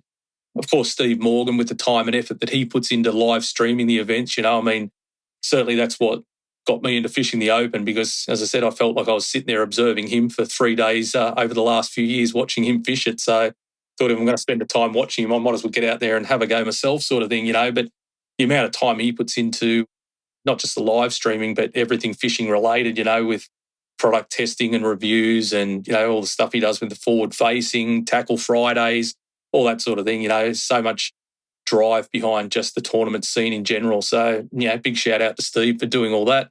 And I guess lastly, my wife, Melissa, for letting me get out there and fish every weekend or most weekends. So, she doesn't complain too much when I tell her I'm going out again on the weekend. So that's always pretty good. So very good. All right, mate. Well, look, congratulations on a fantastic win, Australian Open champion. And, mate, and good luck for the rest of the year in all your events. Yeah, thanks, Andrew. Much appreciated, mate. Yeah, a few more events coming up, which we'll have a crack at. And, I think now I'm going to have a crack at the Open again next year. So, already looking forward to that. I was going to say, we'll see you next year. All right, mate. Have a good night. Yeah, thanks, Andrew. All right. So what a cracking bunch of stories. First up with Jamie, that was one of the interviews that I really enjoyed doing. Seeing him adapt to the stick minnow, I think was very, very cool and kind of funny given Steve's been preaching it for years. And anyway, now Jamie's a stick minnow guy. Obviously, Steve Morgan is always great to have on and always dangerous in this sort of arena. Just 101 upgrade, particularly on day 2 from winning it, as was Jamie. As you heard in the interview, he dropped probably the winning fish. But of course, Craig Noorbergen, not new to fishing, but definitely new to the ABT Oz Open, coming home with the goods, 11.35 kilos for the win and a cracking event. Good to see Craig on top there. All right, I think that's enough for this one. I hope you enjoyed it. I hope you enjoyed the new intros and outros.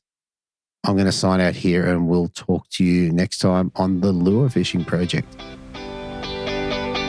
Thanks for listening to the Lure Fishing Project. For extra episodes, the Big Bream series and more, join us at the Lure Fishing Project Collective. We'll catch you next time.